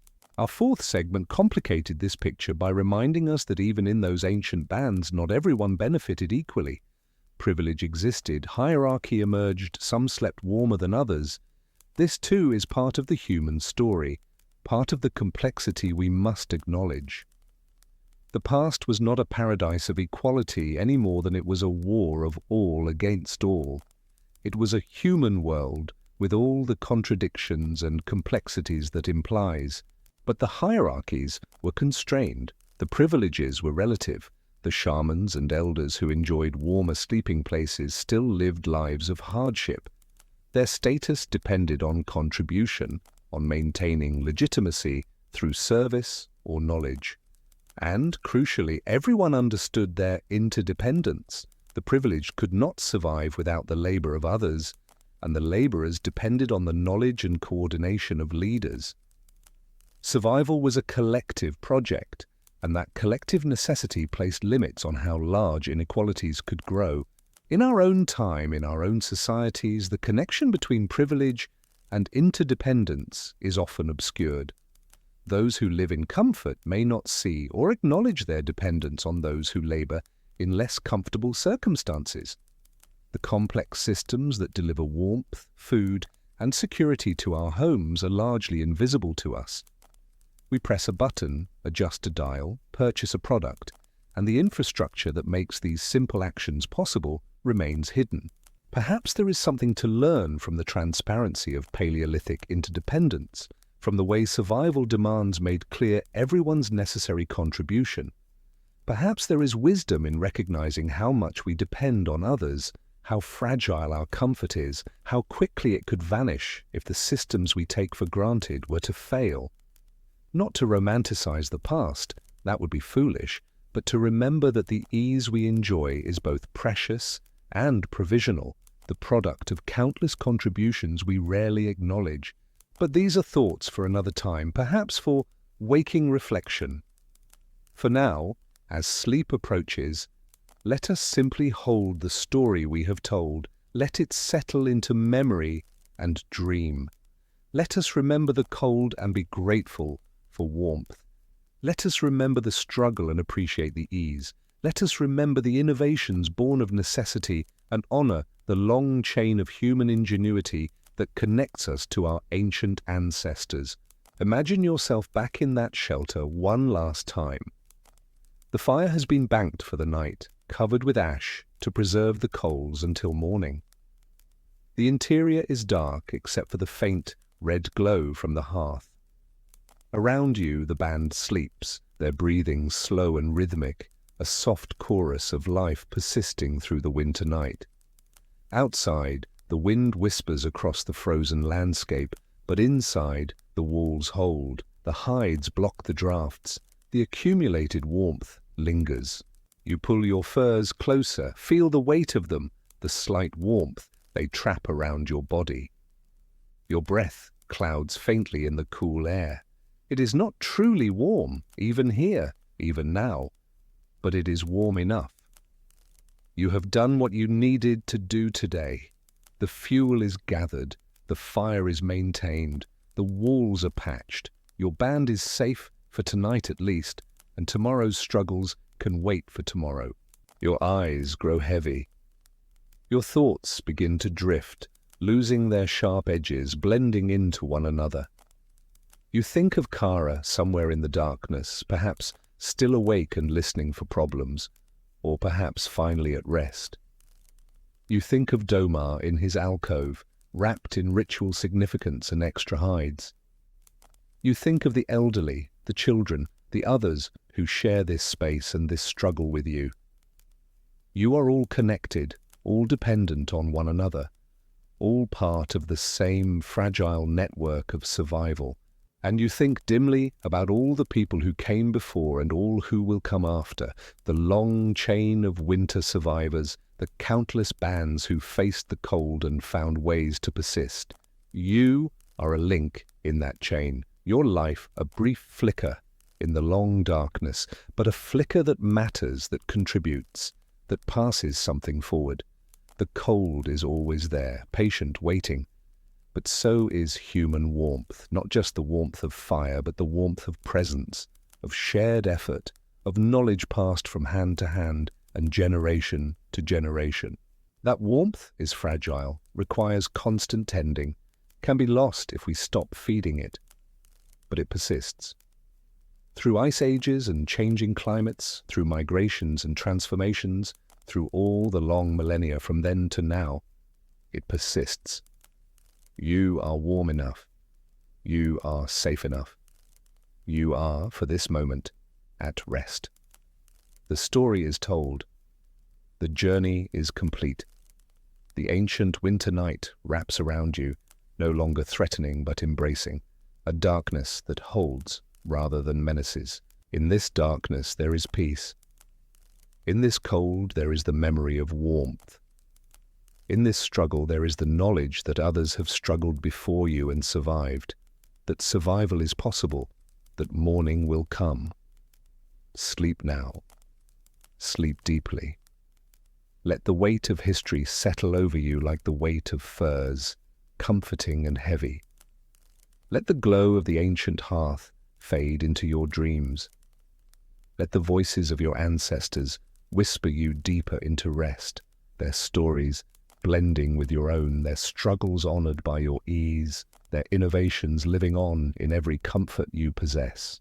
The fire burns low, the night deepens, and somewhere in the space between waking and sleeping, between past and present, between the cold outside and the warmth within, you find rest.